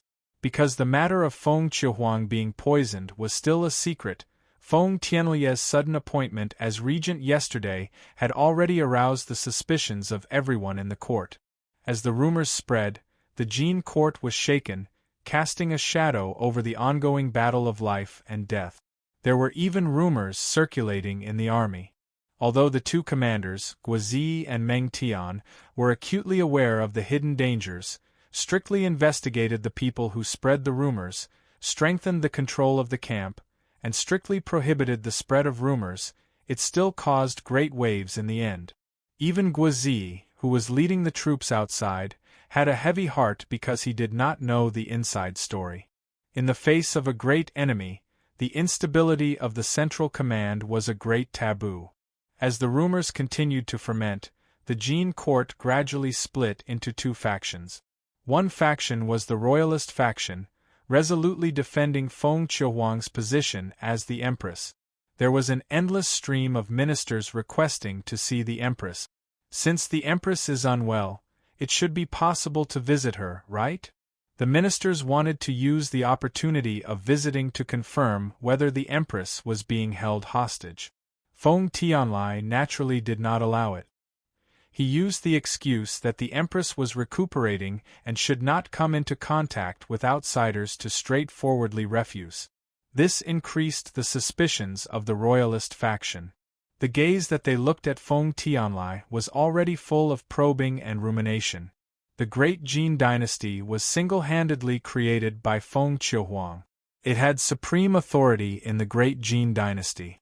It did not mean that Feng Tianlai, with the title of regent, could really make the civil and military ministers obey him obediently. No one was a fool. The other faction was the royalist faction, which was also the faction that supported Feng Tianlai. The Feng clan had long been a force that could not be ignored in the Great Jin court. There were many people in the Feng clan who were dissatisfied with Feng Qiuhuang's ascension to the throne. These people were very firm in supporting the regent, Feng Tianlai. They even warned the civil and military officials to understand the situation and not to interfere with the internal affairs of the heavenly family without permission, using the excuse that this is a matter of the heavenly family, foreign officials cannot interfere. Otherwise, it will be disloyalty. A descendant of the Feng clan said as he grabbed the neck of the civil minister. Other than the descendants of the Feng clan, there were some civil ministers in the court who had long been secretly roped in by the Feng clan. At this moment, they also jumped out and waved the flag for Feng Tianlai, trying their best to prove the legitimacy of Feng Tianlia's succession. The two factions could not convince each other, and they quarreled fiercely. The Great Jin dynasty, because of the Feng clan's courting death, and with people secretly adding fuel to the fire, actually showed signs of gradually breaking apart. It made the people panic and low morale. Great Jin Imperial Palace, Discussion Hall. Feng Tianlai, who was still high-spirited last night, was now like a defeated rooster, dejected and frowning. Hitting a wall with Ouyang Shuo had already damaged Feng Tianlia's confidence. The current chaotic situation made his head swell, and a deep sense of powerlessness constantly eroded Feng Tianlia's nerves. The throne seemed to be limitless, but not everyone could control it. Just like the current Feng Tianlai, he did not have enough prestige to subdue the royalists of the imperial court and unite everyone to fight against a common enemy. He also did not have enough ability to quell the unrest and come up with a plan to resolve it. The so-called regent had instead become a curse.